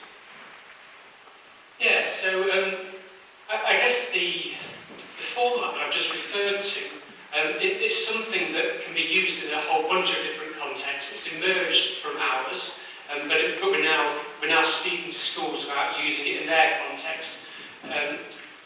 Depending on the school community that we're speaking to, depends on whether we're calling this something that is explicitly Christian or whether this is about connecting with nature. And obviously there's been sort of a real sort of hunger for connecting with nature. We've particularly noticed it through the pandemic that people have said, yes, it's a place that helps me to feel weller. I think that's a word. And so sort of schools are going, actually, how do I care for my students? Let's create opportunities for connecting with nature. And so the same format is used. We find a sense of starting well, so using our senses when we first go out, rather than just exploding out there and just chatting with one another, having to be entertained. We invite people to stop and to use all of their senses to connect with that space that they're in. We create opportunities for experiencing awe and wonder. It doesn't have to be on top of a mountain. It can be in a garden. It can be in a school playground. It's noticing small details, that kind of thing, where you realise there was detail there that you'd never even noticed before. You kind of go, oh my word, look at the world, it's an awesome place. And I guess through all of that, I'm recognising that I guess the way that I understand God is that obviously the natural world is not God, and yet God is revealed through all of it. And so sort of living with that means that I'm constantly introducing people to our Creator, the divine that sort of supports it all. We've also been exploring some pilgrimage ideas. I'm working on a pilgrimage with Rosslyn School and with Maryport School and with the secondary school over at Alston. I just caught her eye, so I'm going to do a shout out for Yvette because she's been absolutely awesome in getting my name around to the various schools. So yeah, much appreciated. But yeah, so exploring pilgrimage, whether we can use that in terms of transition, so people moving from primary schools up to secondary, using that journey as a place of reflection, as well as a place of well-being, and just finishing their time as a community together well. That's some of the stuff that we're exploring. That's great. As someone who's been on one of Paul's nature walks with our mission community, there was a standout moment for me where we were all told to go off and speak to a tree and to hug a tree and to understand God's creation better. And I looked around and I saw people talking to trees and hugging trees that I never thought would. And it was a real blessing, so thank you for that. Maddie, you spoke at the envisaging process around a particular model of church, around a market town setting, and I suppose in particular looking towards a resource church model. What benefits do you think that brings, but how do you ensure that all churches within that model have a equal voice? Well, I mean, to start with, we have to remember that the church is not what happens in the building, so everyone's got a voice, and we're all Christians together, and sometimes it's quite hard to communicate that to people. They don't want to hear anymore if you're about to close the church, that kind of thing. So, for me, I mean, and again, I really like our God for all vision, but the vision is Jesus Christ and to make him known, and to do that as plainly and clearly as possible, whatever your context, whether that's, making pies on Tuesday, because that's your job, or whatever it is. But so, and I think, a resource church, a market town church, your chapel on the hill, they should all be part of that mission. So in one sense, I don't see any difference between, market town church and all the others, as long as they exist for a vision of Jesus and to make him known. And whatever happens in that market, so for me, the parish church is a gift because that's where I work at the moment, but it is the town's church, and so people will come to us because it's their church, they've got history there, etc., etc. So I think, it means that we need to build on that and make good of that. But with that comes that wonderful mandate to remind people what we're here for and what their church exists for, and that's to help people come alive. And so I think it should be good news for all, because it is the original story of which we're all a part. And so building, big building, small building, regardless, if you still have a love and a hunger for God and the things of God, we're all part of the same thing, no matter whether we are shoved into a school building, because all our buildings close down, it doesn't make any difference to me, really. In the presentation that you gave, I remember memorably you said, God doesn't do beige. How do we add colour? God, yeah, I did. I said, God doesn't do beige. He doesn't, does he? Does he? I mean, look around. He does actually. What he does in the desert. Yeah. I mean, I use that as a phrase, but God doesn't do bland. He doesn't do indifferent. Those are the sorts of things that I would want to root out of our life, our common life together. One thing that I've said to people in our church at Alderston, and happy to repeat it again and again, but is that whatever you've got in your church, in your worship, in your shared life together, if you want it to multiply, because it's good, then you can keep it. If you don't want it to multiply, then you might want to think about whatever that is, whether it's your culture, whether it's your hospitality, whatever it is. But I think, for me, beige is bland and indifferent. It's not actually a pattern of worship or a tradition or anything like that. Beige is the vibrancy in the life that the Holy Spirit brings, because he's the presence of God in the room or in the hilltop or whatever it is. And that's what makes the difference, which is why it's not dependent on your context.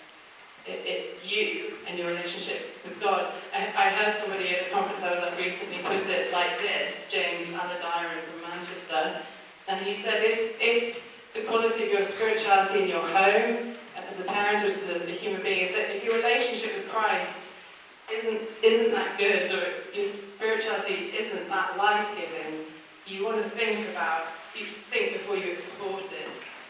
And I think that's such a word, I think, for a time. We need to think about what we're exporting. Is it life-giving? Is it regenerative? Is it worth multiplying? If we can say that with all our heart, then on we go. Final question to you all.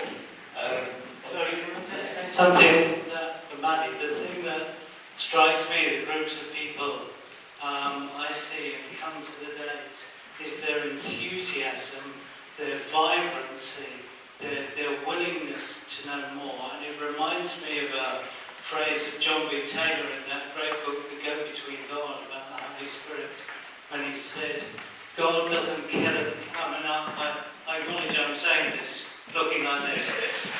God doesn't care whether we're religious or not. God cares whether we're alive or not. And I think if you look in the scriptures and replace the word spirit, wind or breath every time you see it with the word aliveness, then you get a sense of the Spirit breathing through scriptures and the Spirit breathing through our lives. So just to finish off, the final question would be, just how important do you feel it is that we have such a rich and varied landscape of church across the county, across the diocese, and how we can learn from one another?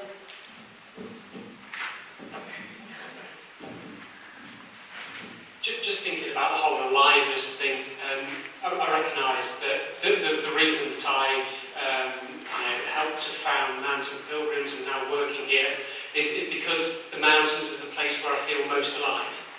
And I see that so often amongst people visiting Cumbria or living in Cumbria, that it's very often the place where they come most alive. And so if I'm translating my reading of Scripture and using the word aliveness in all those places, I recognise that actually, what's happening in the hills, for those people, it is a movement of God already. We're validating it, we're supporting it, we're encouraging it, but it's already happening in so many people's lives. And I guess if we only did one thing, and it didn't include that, sure, God will still work through it, but what a great opportunity to encourage more people who are already recognising that that's where they come alive. And I guess because humans are so diverse, then there'd be 100 opportunities or 100 different varieties of the place where they are most alive already, and helping just to fill out some of the story and the background to what it is they're experiencing, how it impacts them further from just the moment they're on the top of the hill to actually impacting the rest of life, and hopefully the God that moves and stirs us sort of brings that life into the whole of life. So recognising that for me means that, you know, we need that diversity. It actually strengthens our role in introducing people to God.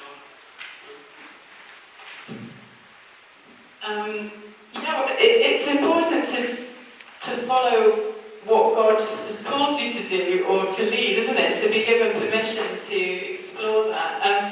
I think, look at us, you know, we've talked about online, and we're all involved in all these things all the time, so it's more a question of not saying, and God couldn't possibly work through that, or couldn't possibly, you know, come to be known through an online alpha course or whatever. I mean, it's simply not true. So mixed ecology is part of, you know, the diversity and wonder of what God does and what He brings. So of course we want to bless it and be discerning as we you know, steer and all that kind of thing. But again, look around the beauty and diversity of the world and the peoples and the cultures that God has blessed us with and given to us. So it's more about reflecting that and coming alive in that. So I think, yes and amen to mixed ecology. And as long as we all know it's the God we're worshipping as well. So as long as that's my only hesitation is that we're not vague on who that is. We name Him, we know Him, we know who it is. So. Yeah, agree with all of that, brilliant. And I think, well, without delaying any further, there's another quotation from that book by John B. Taylor, which says the object of all Christian ministers should be to get out of the way of the Holy Spirit. And I think if that strapline for God for all can do much better than that, really. That's great. I just want to thank the three of you for taking the time to join us this afternoon, and also to everybody else who took part in the envisaging process. It really was a richly rewarding time. Thank you.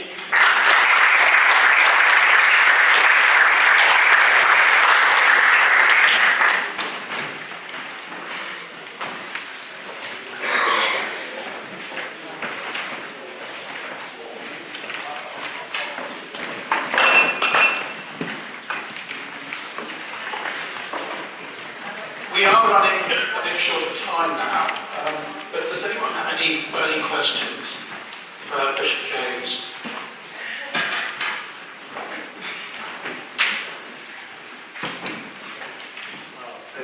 That's wonderful. I'm so glad because we were talking about General Synod earlier on. I can tell you one of the most scary things is standing up and answering supplementary questions at General Synod because, well, it's another whole issue, but thank you. Thank you. Yeah, and I thought those set of interviews were just such a good example of why we're talking about the mixed ecology and about its importance in actually getting the breadth into what we do. Right, so we move on now to item 12, the Synod motions, and you might be pleased to know that we haven't had any. Similarly, item 13, we haven't had any private members' motions.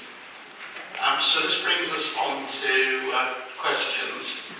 And you'll see from the order paper that we have a question from Neil Barrett for the Diocesan Bishop.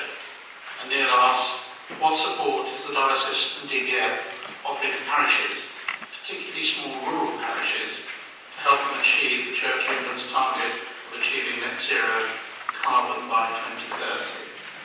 And Derek will be answering this question on behalf of Bishop Jones.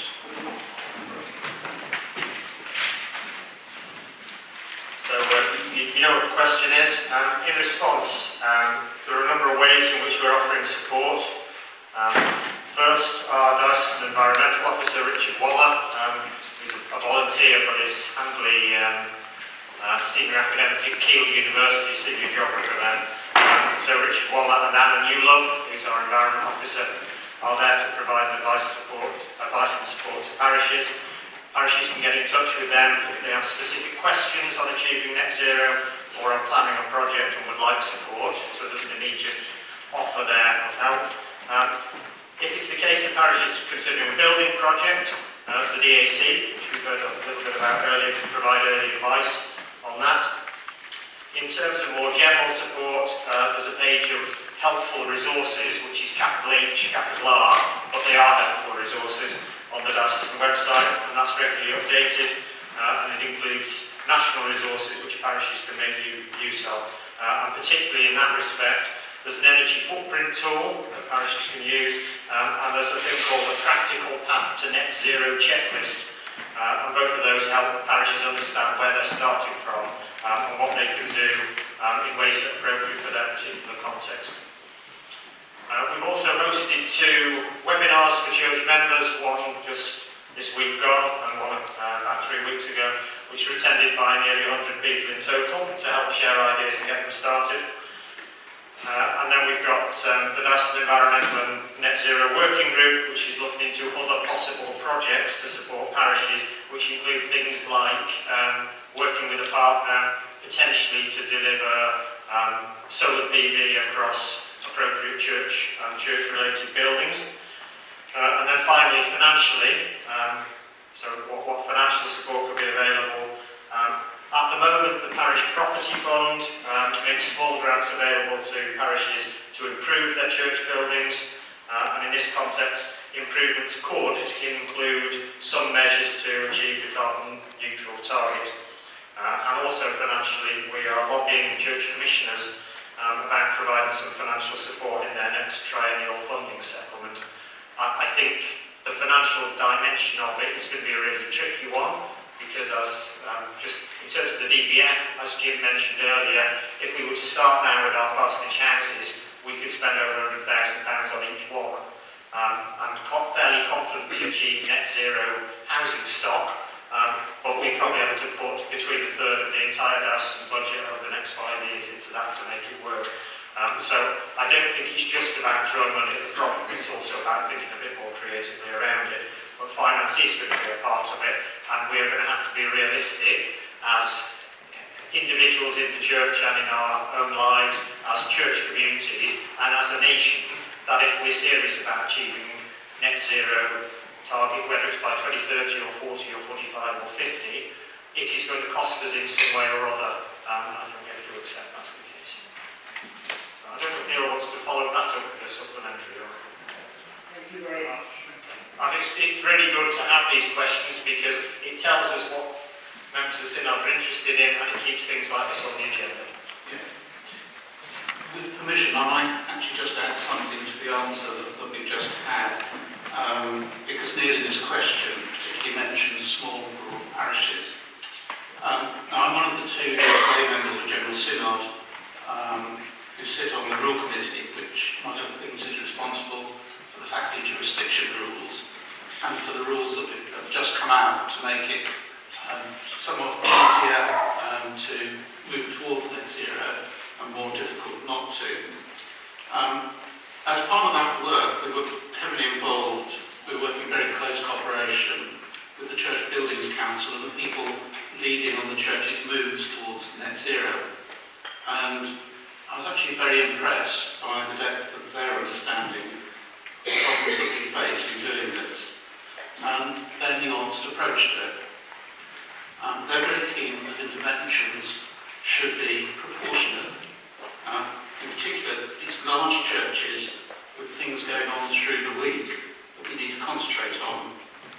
Small rural churches with perhaps one service a week or one service a month, they do not have a massive carbon footprint.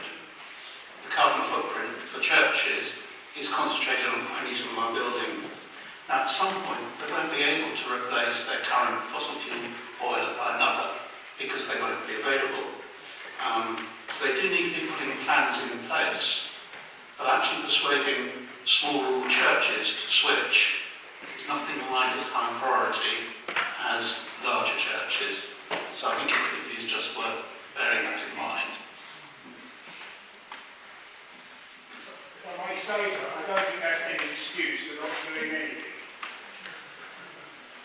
But even for the small rural parishes.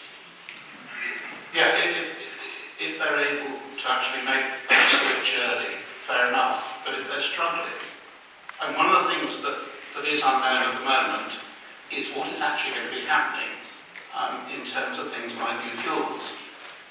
Because there is some very active development there. So there may well be, for example, within 10 years, replacements for heating oil which are carbon neutral. But we need to be planning, but I think all that's being said is that it's much more important to get the switch done earlier for large churches than for small rural ones. Okay, you'll see from the board paper that there's a final piece of business that wasn't on the original agenda, but it won't detain us for very long. At the group of sessions of the General Synod held at Westminster in November 2021, the Vacancy and See Committee's Regulation 1993, in the form it takes following its amendment in July 2021, was formally affirmed and proclaimed as an Act of Synod. An Act of Synod is the embodiment of the will or opinion of the Church of England as expressed by the whole body of the General Synod. Copies of the instrument proclaiming and affirming the Vacancy and See Committee Regulation as an Act of Synod have been sent to members of this Synod. So that actually concludes that piece of business. It also concludes the business for the meeting of this Synod. Thank you for being here. I hope you found the day worthwhile and interesting. So it remains for me to say, please travel home safely. Go in peace, to love and serve